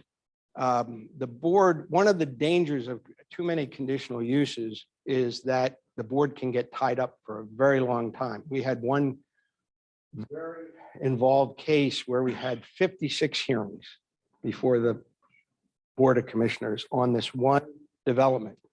And it really occupied the board's time almost exclusively, and the board didn't have, how do I say, other things kind of got away a little bit because of that the hearing. But again, that's just an editorial comment. Nothing wrong with either conditional uses or special exceptions. Oftentimes, conditional uses are employed where the board wants to have more direct control over that specific use. In Springfield Township, in your zoning ordinance, and I think that's your highest residential district, highest meaning largest properties, lots, areas required and so forth. Churches and schools are special exceptions. So if someone wants to put it, either one of those uses in a this residential zone, they have to go before the zoning board for special exception. What do criteria look like in a special exception? In your ordinance, you have to have a lot of at least 3 acres. That's the first criteria. So there's but there are many others. So just an example, one of the legal pitfalls of special exception and conditional uses is that the courts have ruled that an applicant should not have to guess what the criteria means, what any condition or is. For example, something that's very general, like it can't impact the health, welfare, safety of the area or of the township. That's kind of broad. And the courts have not looked kindly on those very, very general types of conditions on these uses. So it's good if you can be as specific as possible, like 3 acres minimum for these types of uses. Okay, Steve. Okay, we're going to talk about the tools in the land development process. But before I go there, during our break, we talked earlier about this green page, has all of the documents from the state of Pennsylvania. And someone had asked a question about all of these crazy terms that are related to subdivision, land development, and zoning. The very first item on this listing is the municipalities planning code, the very first one. And I have it here. The first 4 pages are definitions. So if you ever wanted to learn more about what those terms mean, this would be a good document. Larry just talked about 2 of the more common terms, but there are a whole host, and this is a really good document for that.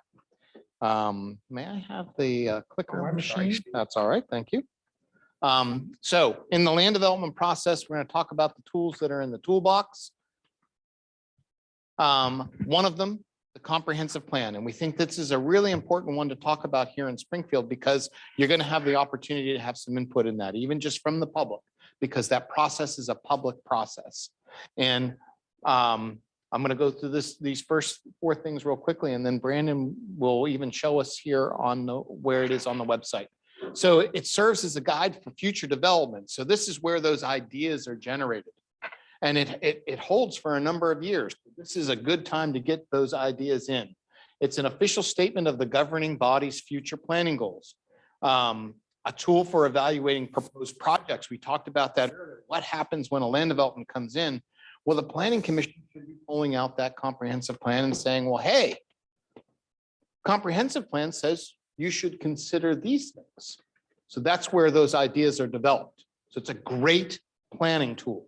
And it's an overall view of how the community should function going forward. So this is a really important tool. And you're right at the forefront of doing an update to it. So this is a good time to even to talk about it. I want to show you on your website where that your existing comp plan is. Excuse me.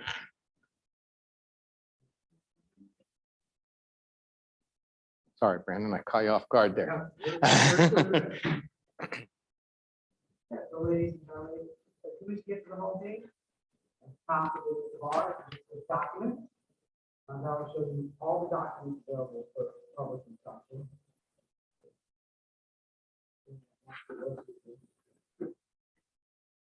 And then, you know, once the page goes, there is a category for the plan. Either whole comprehensive plan, or if you're, you know, more interested in a specific section of the plan, it's also broken out by chapter.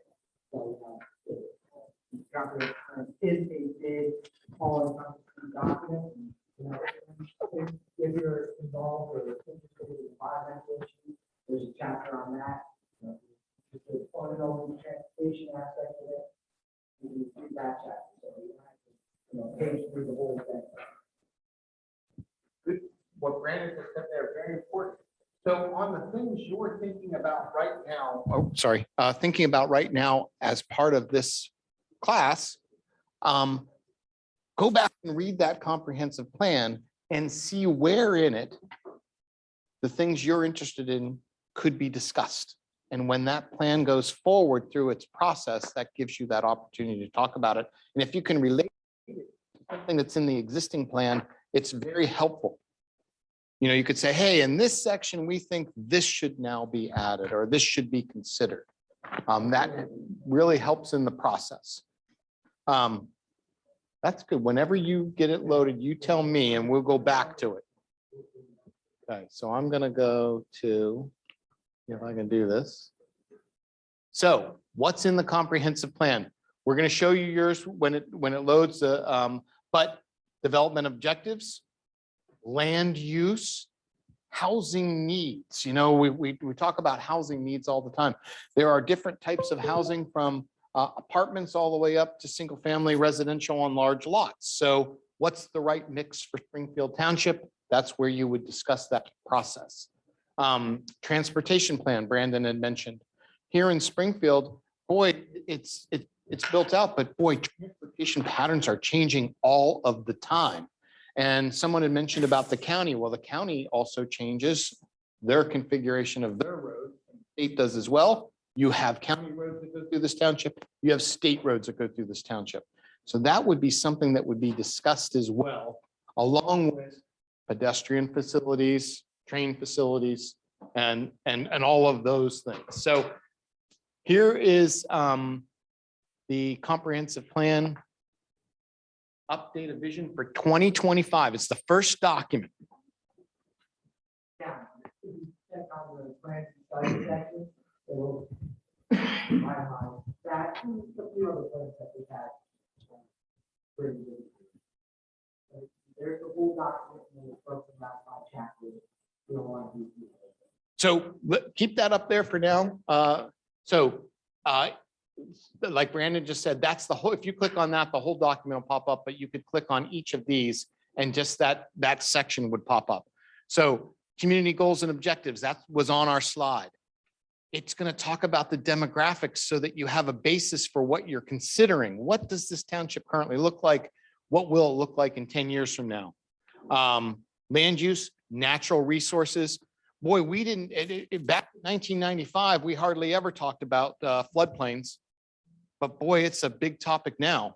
And now you have to consider floodplains, because if someone is in a floodplain and they have an existing building, in order for them to get insurance through the federal government, the township must adhere to certain rules to limit future development within that floodplain. So that becomes very important. You're going to consider historic and cultural resources, community facilities, economic assets, transportation, all big topics, all the things we're talking about today. So that's why this process is so important, especially here in Springfield. So, okay, good, Brandon. Thank you. I'm going to go to, all right.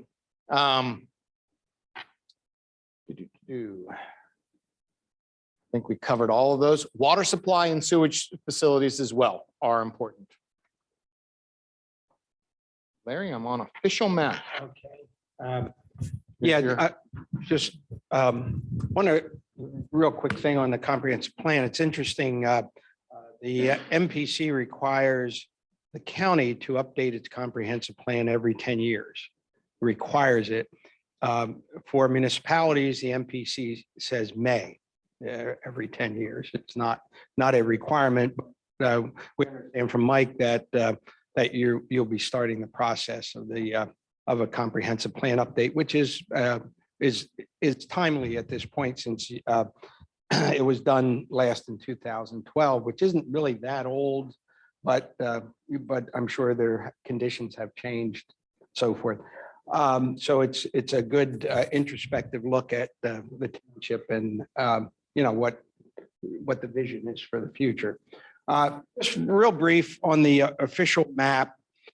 That is a tool that is more valuable for municipalities that are not developed. And essentially what it is it shows where public facilities would be contemplated in the future, like roads and so forth. So that essentially property owners are put on notice that the township has a plan to build a road through their property. So if a development occurs on that property, the property owner is on notice, and that gives the municipality some legal standing to not to get it for free, but to make it make that improvement happen. So it's a tool for municipalities to use. Again, I don't think many municipalities don't have an official map, and we didn't in Lower Gwinnett. I don't think they'll have one either. So it's one that's not, it's not common, especially in areas that are totally developed. No. So what you were just talking about was eminent domain. Well, if it's on, if that road, taking the example I just used, like if a farmer had a large tract that they were going to develop, and on the official map, it showed a road connecting to other township or state highways, then the township could purchase that land needed for that road, either by negotiation or it could be a domain. It's essentially just putting the property owner on notice that the township has and hopefully it's related to good planning, that this would someday we envision a road going through that in that location. Okay, so just to clarify, the zoning map is on Springfield Township, not under Pennsylvania land use law, an official map. Oh, no. That's a totally different, the zoning map is totally different. Okay. We're talking the official map is something that's a planning document Okay. going forward. Planning tool. It's a planning tool, you're right? Yeah, it has nothing, I'm sorry if I didn't clarify that. Somehow outside of where commission Right, is actionable. right. Well, That needs to be very helpful. it's right. I'll give you an example. In Lower Gwinnett, I was working on before I left. I thought a good idea would be to have an official map for trails. We built a lot of trails, walk trails. So I thought, it would be a great idea to have an official map which showed where we would contemplate having trails. So if a property is developed, the property owner would be on notice saying, we want a trail through here for people to be able to walk from point A to point B. That's that.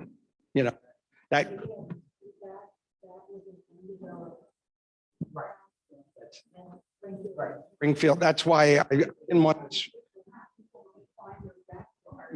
Right. Well, Right.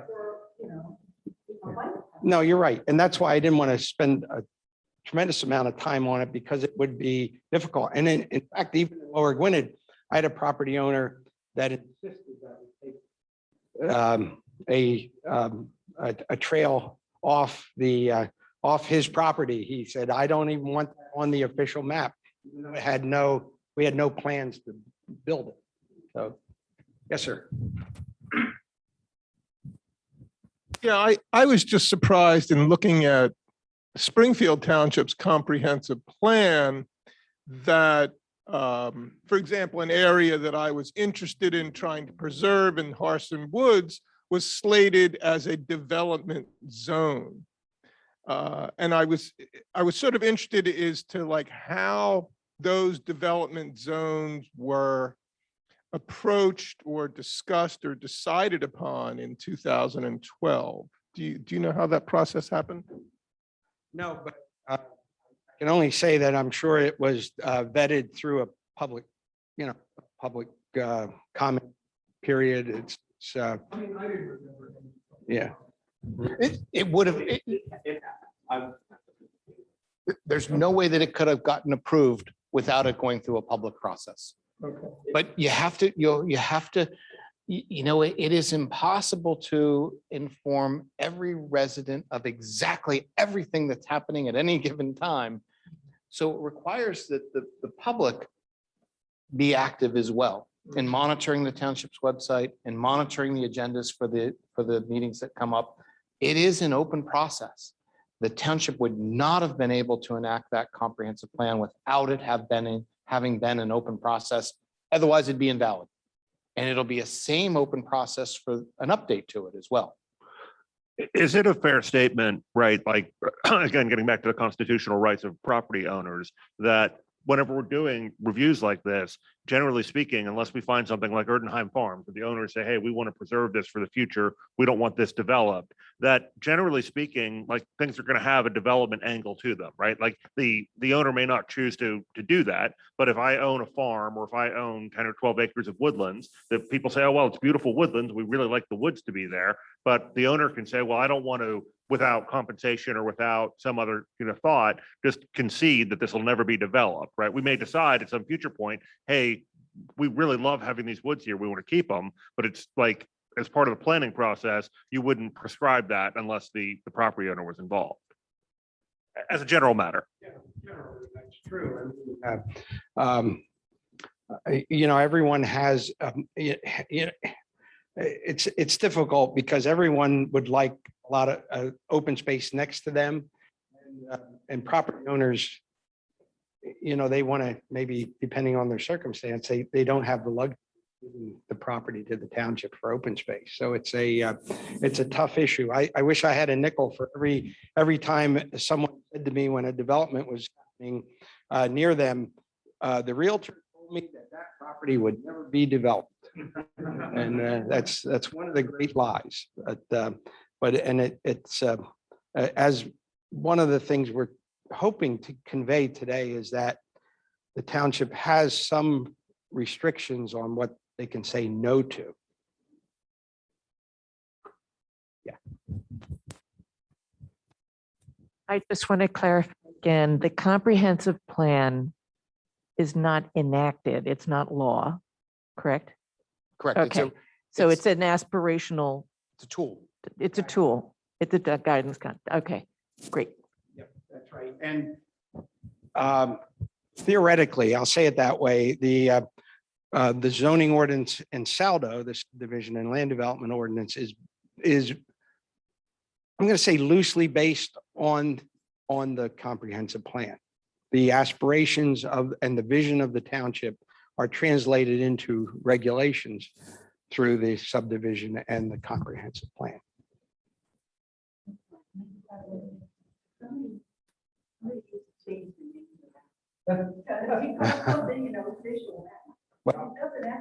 You have to talk to the state of Pennsylvania. Yeah, that's a term of art. But it does have some legal standing, because it is constructive notice that something might happen on property.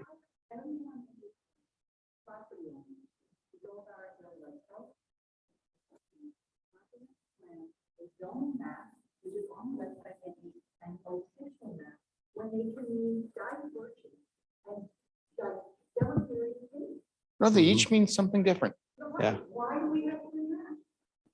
Well, each of them serves a different purpose. The zoning map zones every parcel within the township by a certain designation. The comprehensive plan is a planning tool to help guide the zoning ordinance, the subdivision and land development ordinance, and guide going forward. That is, this is the beauty of living in America, is the ability to have input into that comprehensive plan. That's the mechanism where all ideas are brought forward, whether you're on this side of the table or that side of the table, pro-development, non-development. That's the tool to engage the public. So an informed citizenry is what makes America great. You have the ability to walk into this municipality when those things are being discussed and say, hey, I don't like that. I would like it to be this way. And another person has the ability to contradict what you're saying.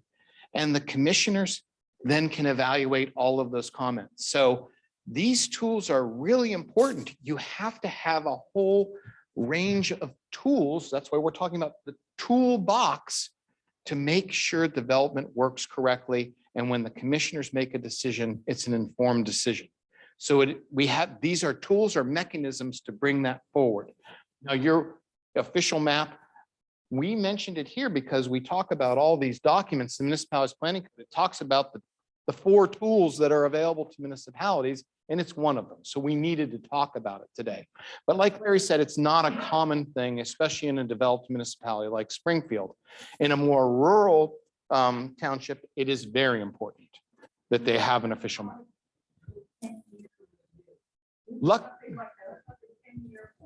Well,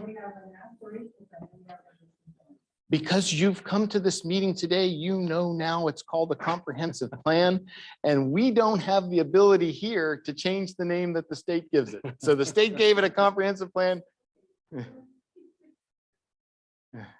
Well, you now know by coming to this class that the comprehensive plan is a big deal. No matter what it's called, it is what it is. So kudos to everyone here. Oh, I'm sorry. You don't even have one here, so not even needed to discuss further. But it is a big deal if you have one, something to consider. It's a tool. It's a tool that, thank goodness we have those tools that we're talking about. It's a planning tool. It's a planning tool. It's a guide, like the comprehensive plan is a guide. You talk about things, you plan for them, you create this official map so that it can be discussed further. It does not mean a road is going to be built. It means a road is being considered. It gives you a mechanism for everyone to weigh in on it. But we shouldn't harp on this official map because it's unlikely that Springfield or the adjacent municipalities will have one. In the rural sections of the state, we have 2 farms, and the only access to the main highway is from the farm in the middle, and the farm on the left gets developed. In all likelihood, you're going to want to preserve a corridor so that you can get that traffic there. So that's where those things are talking about. Let's not talk about the official map anymore. You don't have one. We only mention it here because it's a tool. So I think you. Okay, good. So we're on the subdivision and land development, I believe. Is that my slide, Larry? Yeah. Mhm. So comprehensive plan we talked about as a tool to help guide your subdivision and land development ordinance. In general, subdivision and land development, 2 different things. Subdivision is when you do something like this to a vacant parcel, and it has to adhere to the dimensional standards that are written in your ordinance, in your zoning ordinance when you subdivide. And a land development. This one, subdivision, I think everyone is pretty familiar with when you subdivide mostly for residential where you see multiple lots. Land development is a little bit less known. So Land development is when you improve a property. So if someone was to come on to a vacant parcel and make a public improvement, build a building, build a parking lot, build something, change the land, in all likelihood, it's gonna be a land development. So if someone was to install a, let's say, for example, you've got the train coming through Springfield Township and someone wanted to install their own parking facility for people that are going to the train and have people park on their parcels and they'll charge them $10 a day. Well, that's going to create pervious surface. You're going to have a parking lot there and the water's going to hit that parking lot. It's going to drain to a creek. You have the ability now to talk about that in a public forum and guide that development. So other things can be considered. So that's why land development is also in here as the subdivision. So when you improve a property, the property owner still must come to the township and get that approval for the final land development, and they must adhere to the regulations that the township has already put within their zoning and their saldo and what's in the floodplain, what's in there, any other environmental rules and regulations that are out there that we talked about in the slide at the very beginning. Yes, sir. Yeah, so we're mostly developers. Yes. Subdivisions are not as common. But I live in Winmore. There are a number of properties in Winmore that are 2, 3, 4 acres. But I know the zoning areas I live in, right, like my property is only a third of an acre. Mhm. And I presume we could form. So if somebody sold a 4-acre plot, if they want to make 12, 1/3 of an acre plot, like how would they go about doing it? That's just a land development process rather than a saldo, but.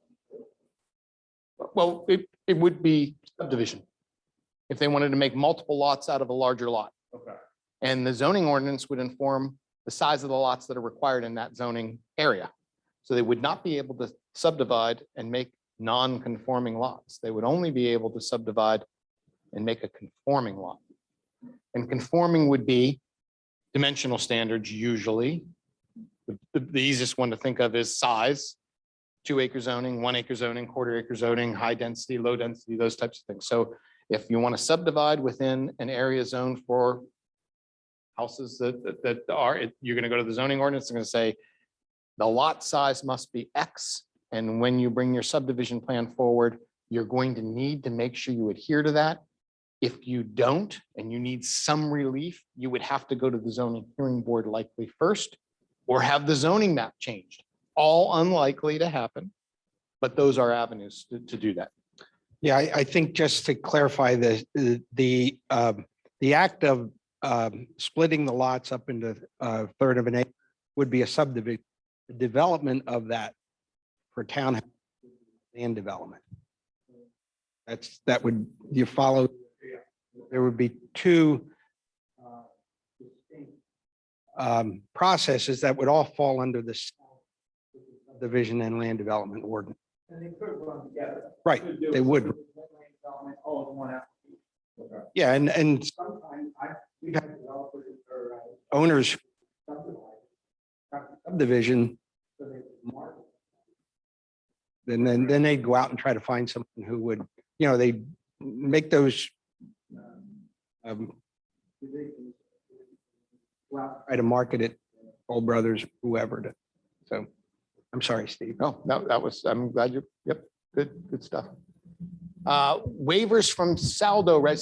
When, like Larry just mentioned, saldo, subdivision A and L land development ordinance for O. So saldo, we keep saying saldo, subdivisional land development ordinance. There are certain waivable items. They are usually minor in nature, but developers have the ability to ask for those waivers as long as modification of the requirements of one or more provisions of the saldo, subdivisional land development, if the literal enforcement will exact undue hardship because of a particular condition. So we've heard this term hardship. In general, you got to follow the rules unless you got to have a hardship that you can prove, and you can't. And then you would usually come in and possibly ask for a waiver from it. Some waivers are more common than others. It's you'll hear if you have a subdivision and land development within this municipality, all likelihood there is a waiver because of something. It's just impossible to subdivide property, it seems, anymore. The townships usually put more restrictions, we want to make sure we're protecting everyone. So we put a lot of restrictions in. So there are opportunities for waivable items, and that would be waivable at the Board of Commissioners after the Planning Commission has had an opportunity to weigh in as well. So. I cover that okay, Larry? Yeah, that's good. Okay, I think this is. Yep. Mine. Yeah, and just a second on what a land development is. It's a division of land or space. So if a building owner wants to divide his building into 4 leaseholds, that is a land development, even though there's not necessarily physical development happening. It would require land development approval. So I just wanted to point that out. Let's talk a little bit about zoning, the zoning ordinance. We've talked a lot about that today already. About 1/3 of the municipalities in Pennsylvania do not have zoning. 2/3 do. Steve and I have been in parts of the state where zoning is mentioned in the same breath as communism, that it's not, it's a concept that they wouldn't even consider. Obviously, in our part of the state, it's established and has been established probably since the early 60s or before. It consists of 2 parts, the written ordinance and then also the zoning map, which we mentioned earlier. It divides all land within the municipality into zones and districts and creates regulations that apply generally. You all can read that. It must allow for all, in Pennsylvania, the law says that a municipality must allow for all lawful uses. So you can't exclude any uses that you find that you don't want. The classic one is junkyards. Somewhere in Springfield Township, junkyards are probably permitted somewhere. But I won't ask Mike where, but I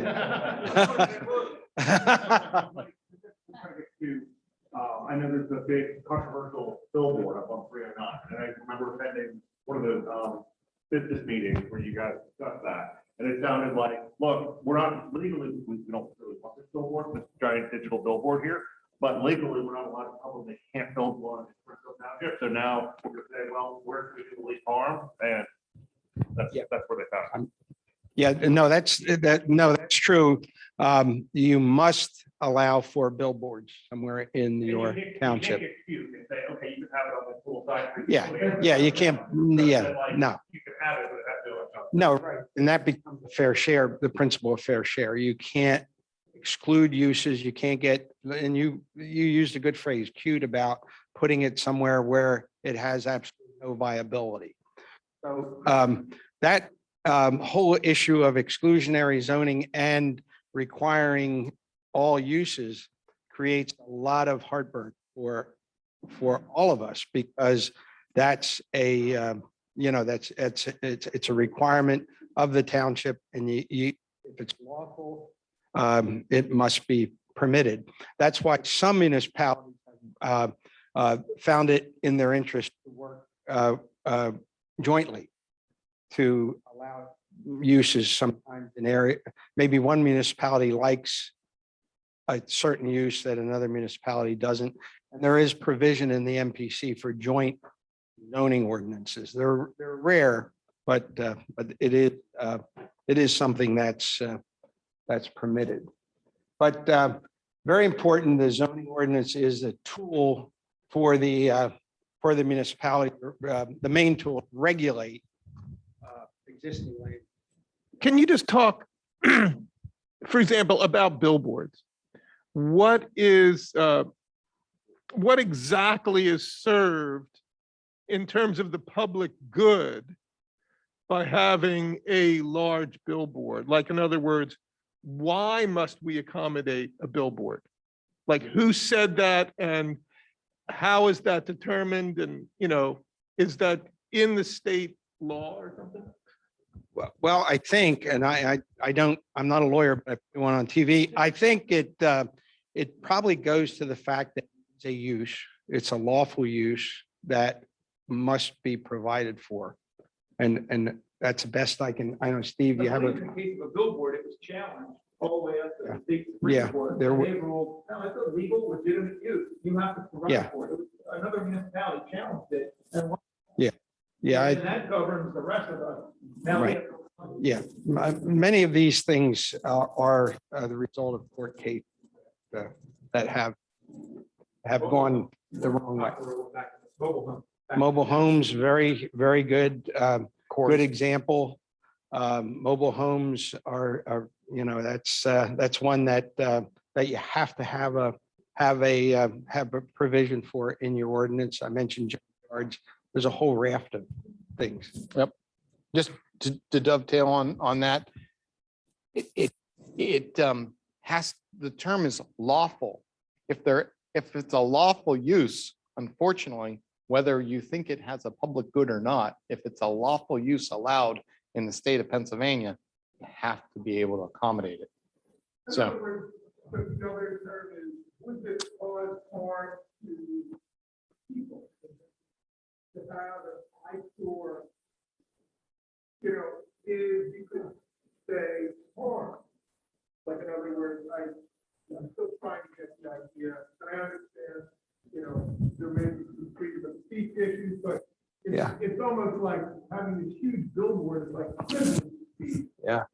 Well, harm is in the eye of the beholder too, and it's so it's difficult to define it, what keeps lawyers in business. But you know, that it is a lawful use. Similarly, I know in some municipalities I worked in, we were trying to, and it's a good time to talk about political signs. You know, how do you regulate, the devil of a time, not that you regulate, that is free speech, but we were trying to pass an ordinance that required the candidates or their staff to remove the signs after, I mean, you can drive around Springfield, they're all over the place. And it comes free speech before the election, now it's pollution. But that's very difficult to our experience. We tried putting asking candidates, or not asking, but we had an ordinance which was found that we couldn't enforce, that they had to put not a bond, well, they could, but so if we had to go pick up your sign, they forfeited the deposit. That was challenged, and we didn't make it. So there are things like that are difficult, very difficult to regulate. And it gets into what size. You know, it's one thing for little, but if I want to put a billboard size sign on my political sign, I don't think the township can regulate that unless there's some public safety issue, sight distance or something. It becomes these things become very difficult. Okay, a couple topics, excuse me, I'm big on jargon. I think it's important that sometimes on these topics, you need to know what the terms mean. A permitted use, pretty self-explanatory. Use is allowed in a zoning district in accordance with the zoning ordinance. The zoning officer can issue a permit for that permitted use. If there's a vacant lot on a property that meets all the area requirements, somebody wants to build a house on that lot, there's no process that's required.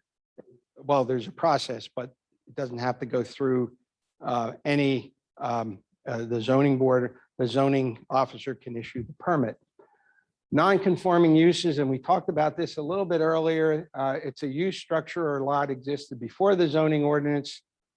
Zoning standards aren't met, but it has a right to stay, but they can be regulated to some degree. And I think Steve mentioned earlier, non-conforming uses do have a right to expand for reasonable expansion where it can be proven that it's required to allow for the entity to remain. And that's in the eye of the beholder. I realize, and again, it can be the subject of a legal interpretation, but there's a certain element of fairness there. I think we'd all agree that uses that existed before a zoning ordinance can't be, you shouldn't have to tell people they can't continue those if the zoning ordinance is changed or adopted, what have you. So, and another concept I think is, and I don't know if any you've run into this, bless you, of abandonment. You know, when is a non-conforming use abandoned? The courts are very specific on that. It's not just that the business stopped operating in a residential zone. That does not constitute abandonment. I lost a case where a nursery stopped operating and then they started up again, and the buildings weren't torn down. They were just vacant for a fairly long period of time. That was not considered abandonment. And we lost the case because there has to be some more to the abandonment principle.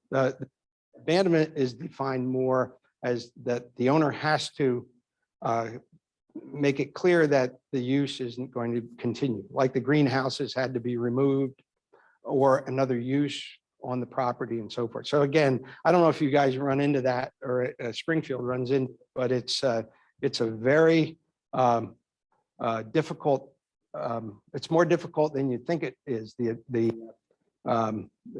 term abandonment for non-conforming uses. Non-conformance is if you have a non-conforming use, you're you have a good chance of continuing it. To what you said initially, that this is all a balance between a private property owner's right to use his land and the accommodation of others in nearby. That this is really, that's what zoning is all about. And here's where we see the zoning, I guess the limit for zoning in terms of a private property owner's rights is that a municipality cannot zone the property out of any use. You know what I'm saying is you can't make a property useless Exactly. by virtue of your regulations or the zoning ordinances. So that is a baseline for property owners. And undue hardship comes into play when a private property owner says, well, I can't do, you've zoned me out of, I can't do what anything with this land. So when they come to the zoning board and say, I have undue hardship here, I want you to do this, but you're saying, there's nothing else I can do with this land unless I can do this, that's undue hardship. And then the zoning board has to decide whether it is undue hardship and allows that particular accommodation that the property owners is wanting. Right? That's very good. Just one example. Anybody know the term movie lots? Have you ever heard that? Michael knows this. In this area, I know in Upper Gwynedd, which isn't that far away, and in Lower Gwynedd too, when you went to the movies in Philadelphia, one of the things to attract people to the movies, they do a drawing at the end of the movie and you'd get a plot of land in the hinterlands. Norristown, East East Norton, Upper Gwynedd. So those lots were 100 by 20 by 100. So people would get these deeds from the movies, from going to the movies. So that somebody wants to build a house on that lot, they have that deed.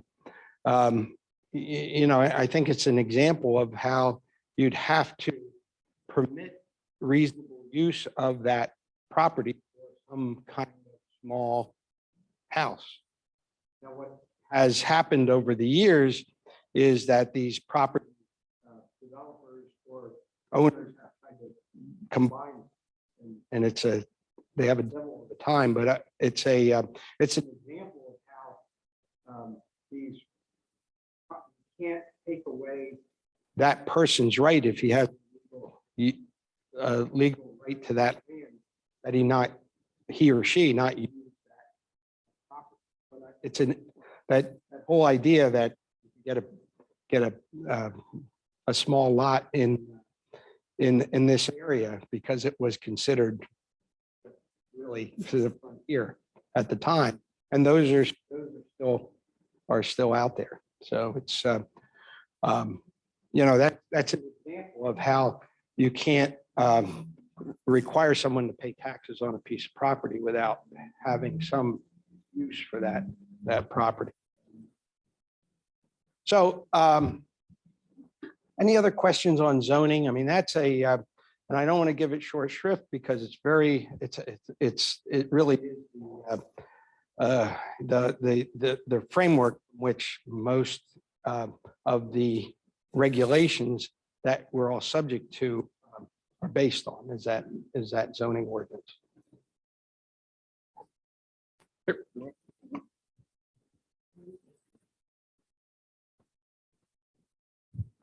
Thank you. I'm just curious, for municipalities that don't have a zoning ordinance, what drives those allowable use decisions? It could be brief because it's not Springfield, but I'm just curious about that. Yeah, no, it's a good question. They usually issue permits.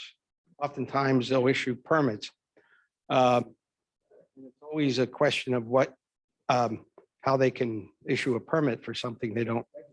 But it's the Wild West. I mean, it's like Houston, Texas, famous for not having zoning. And I don't know if they have it now, but for many years, their claim to fame, one of them was the fact that they had no zoning, municipal zoning. So you'll see some really weird stuff in Houston. You're familiar. Yeah. Yep. Yeah. It's like whatever. It's not, there are no. Current power discretion. No, I just think it's whatever you want to do. It's very rural, so it's not anything that anyone feels a need to regulate. We, Larry and I had done some work in a municipality that took a very relaxed look at zoning and allowed for a process called a curative amendment for almost all big subdivisions and land developments, because it was a very rural township, rather than them trying to zone everything, because that's hard. That is a hard thing to do. Everyone thinks of, there's so many different ways to look at the parcels of Springfield Township and what is the best in use for all of them.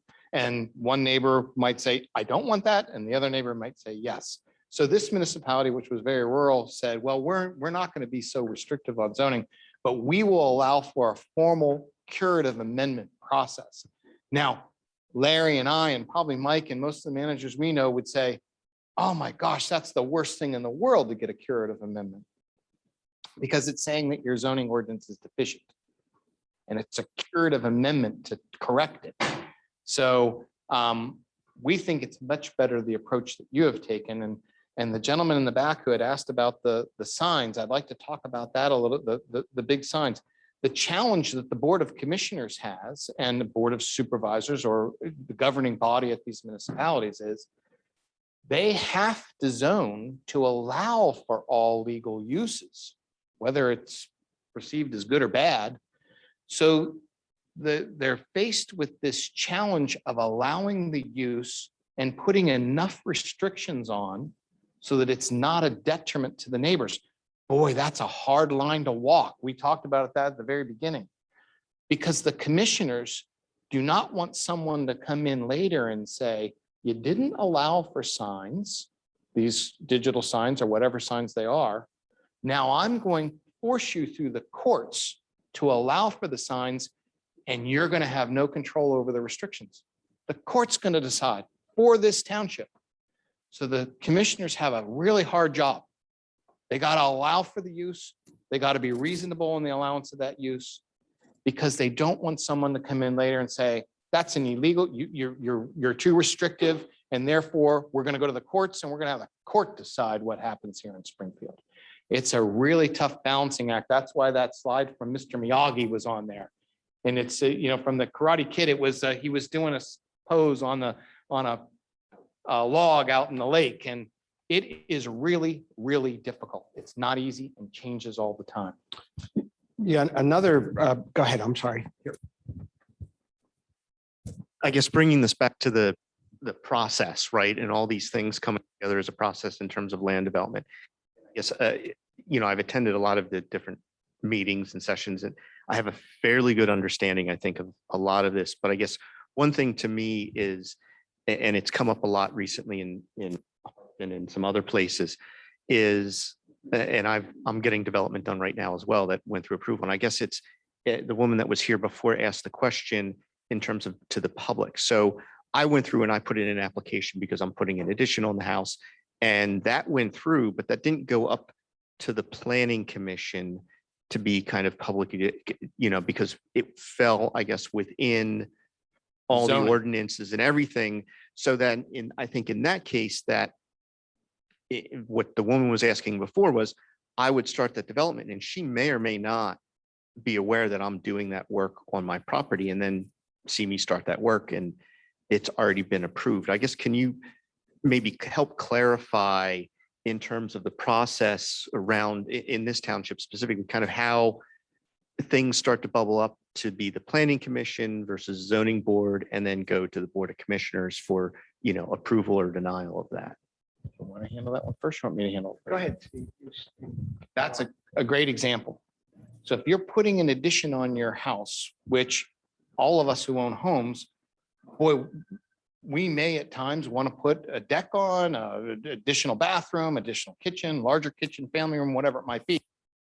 As long as your building fits the dimensional standards of the zoning, you won't need to go to the planning commission or the zoning hearing board. So you have the right through the construction code to make an addition as long as your addition complies with all of the construction codes. You had to get a building permit. The first thing you needed to get when you went to get your permit was a clarification that it met the zoning. So the zoning officer would have said, it complies with zoning. You're within all the setbacks. The size of the building is not greater than what's allowed. You've met all those requirements. If you did not, before you would be able to build your addition, you would need to go to the zoning hearing board to get relief. And that's where the zoning hearing board may say, oh, geez, you want to put this big addition on here. You're not meeting the dimensional standards. You're in the setback.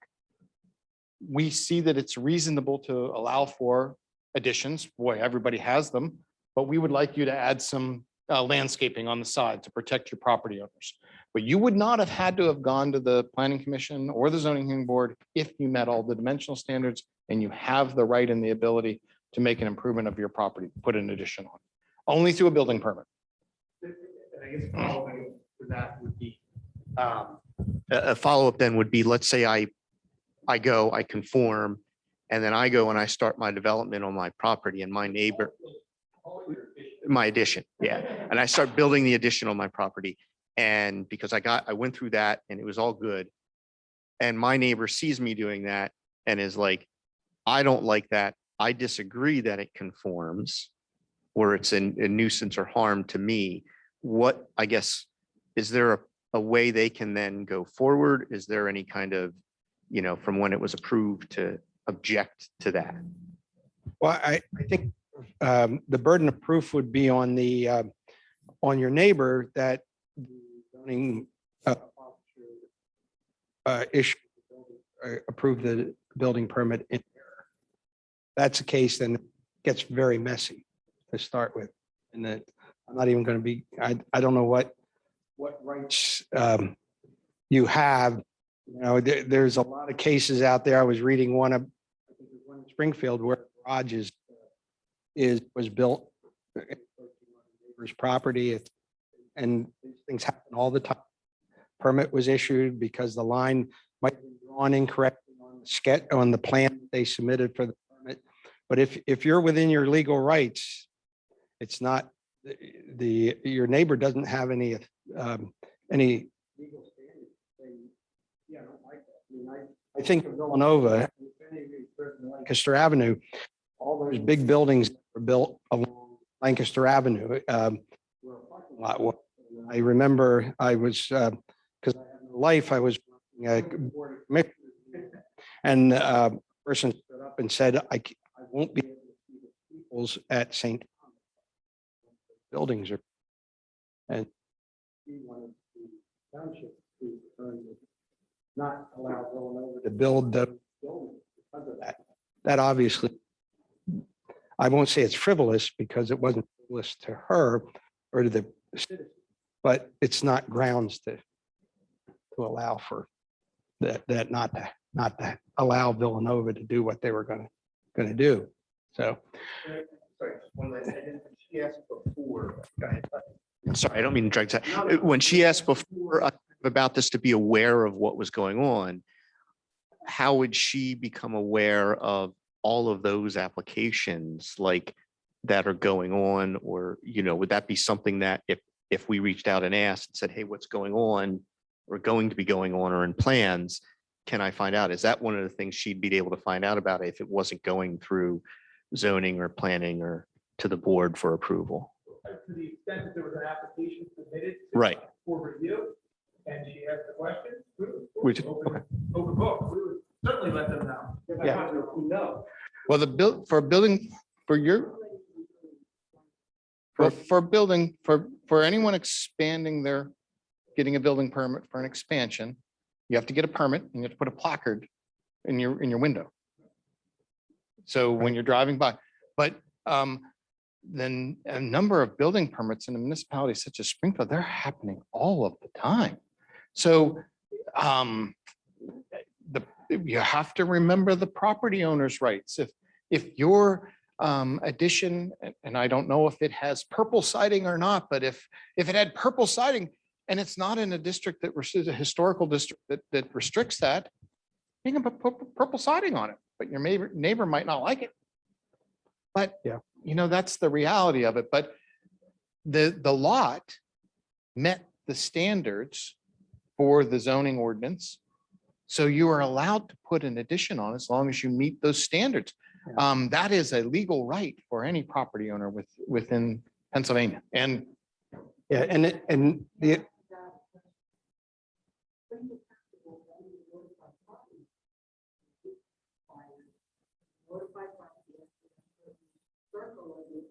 Right. If there's a variance, if there's no variance, you don't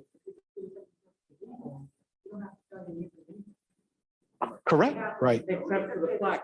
you have to put Yeah. the building permit. Right. Right. Yeah. Yeah. That's a very good point. Yeah. No, that's. Yeah. Right. Yeah. Well, And the township doesn't, I'm sorry, Larry. no, go ahead. I just want to make, the township has a great burden of notification and they adhere to it. So it is not a simple process to notify everyone, and they do that. It's not an easy process, so. And you, right, for variances. So there's a sign on the property saying this is happening. So there's a couple different ways if you're a neighbor, you might. We're almost done. I know the sirens are going by. I think they wanted us to That's 12 stop. noon, right? Important zoning terms, again, the variance modification of the zoning standards to relieve an unnecessary hardship. And hardships are very specifically defined. The zoning hearing board can grant a variance if those conditions are met. This is pulled right out of the MPC. Unique physical conditions. Steve did that drawing, which is one that's very often happens. Unique conditions prevent the legal use of the property. The hardship was not created by the applicant. That's an important concept. The variance will not change the essential character of the area, and it is the minimum to afford relief. So that those conditions all have to be met, not some, but all of them. And I'm sure, that's something the zoning board needs to take into account. In Steve's example, zoning boards might say, well, you don't, could you make the deck a little small? As an example. Or if it's an odd shaped lot, well, can you curve the deck around a little bit so it doesn't violate the setback requirements? So it's, so there are, the zoning board has discretion to grant variances that are less than what's asked for, if it still serves a purpose. I'll say it that way. Okay, we're getting to. I got one other. Go ahead. Sorry. I promised I would talk about a sketch plan and I never talked about it. So I'll get this in real quick because I know we're at 12 noon. You hear about a sketch plan a lot and I think that sometimes people misinterpret what a sketch plan really does. So when someone comes in for a land development, they have an opportunity to ask for a sketch plan review, preliminary plan approval, or final plan approval. Sometimes they combine preliminary and final. A sketch plan only is really what it states. It's a sketch. The commissioners don't approve sketch plans. It's a plan from which they can evaluate what's there. Usually what someone is asking for in a sketch is beyond what's typical, and they want to get the feel of the Board of Commissioners as to, what do you think this would be approved or not approved? Or I shouldn't say it that way. Do you like it or not like it? They want to get a sense as to whether or not it's something that is doable. The sketch plans can get reviewed by the Planning Commission and then the Board of Commissioners. It can go right to the Board of Commissioners. Nothing, they still have to go through the whole process. It doesn't mean that they're relieved from going through any of the regular process. It just gives the developer the opportunity to say, well, gosh, I'm thinking of this concept and it's a little different than normal. Am I going to be blasted out of the water right at the get-go because of it? And the commissioners may say, I'm not gonna weigh in at all. Go to the Planning Commission, find out. Sketch is just a sketch. You don't get anything from a sketch plan. You still have to go through preliminary final. It's just a means to get a plan in front of the commissioners to at least get a sense as to what is being thought. So when a sketch plan is done, they still have to go to the whole process again. They got to make the preliminary application.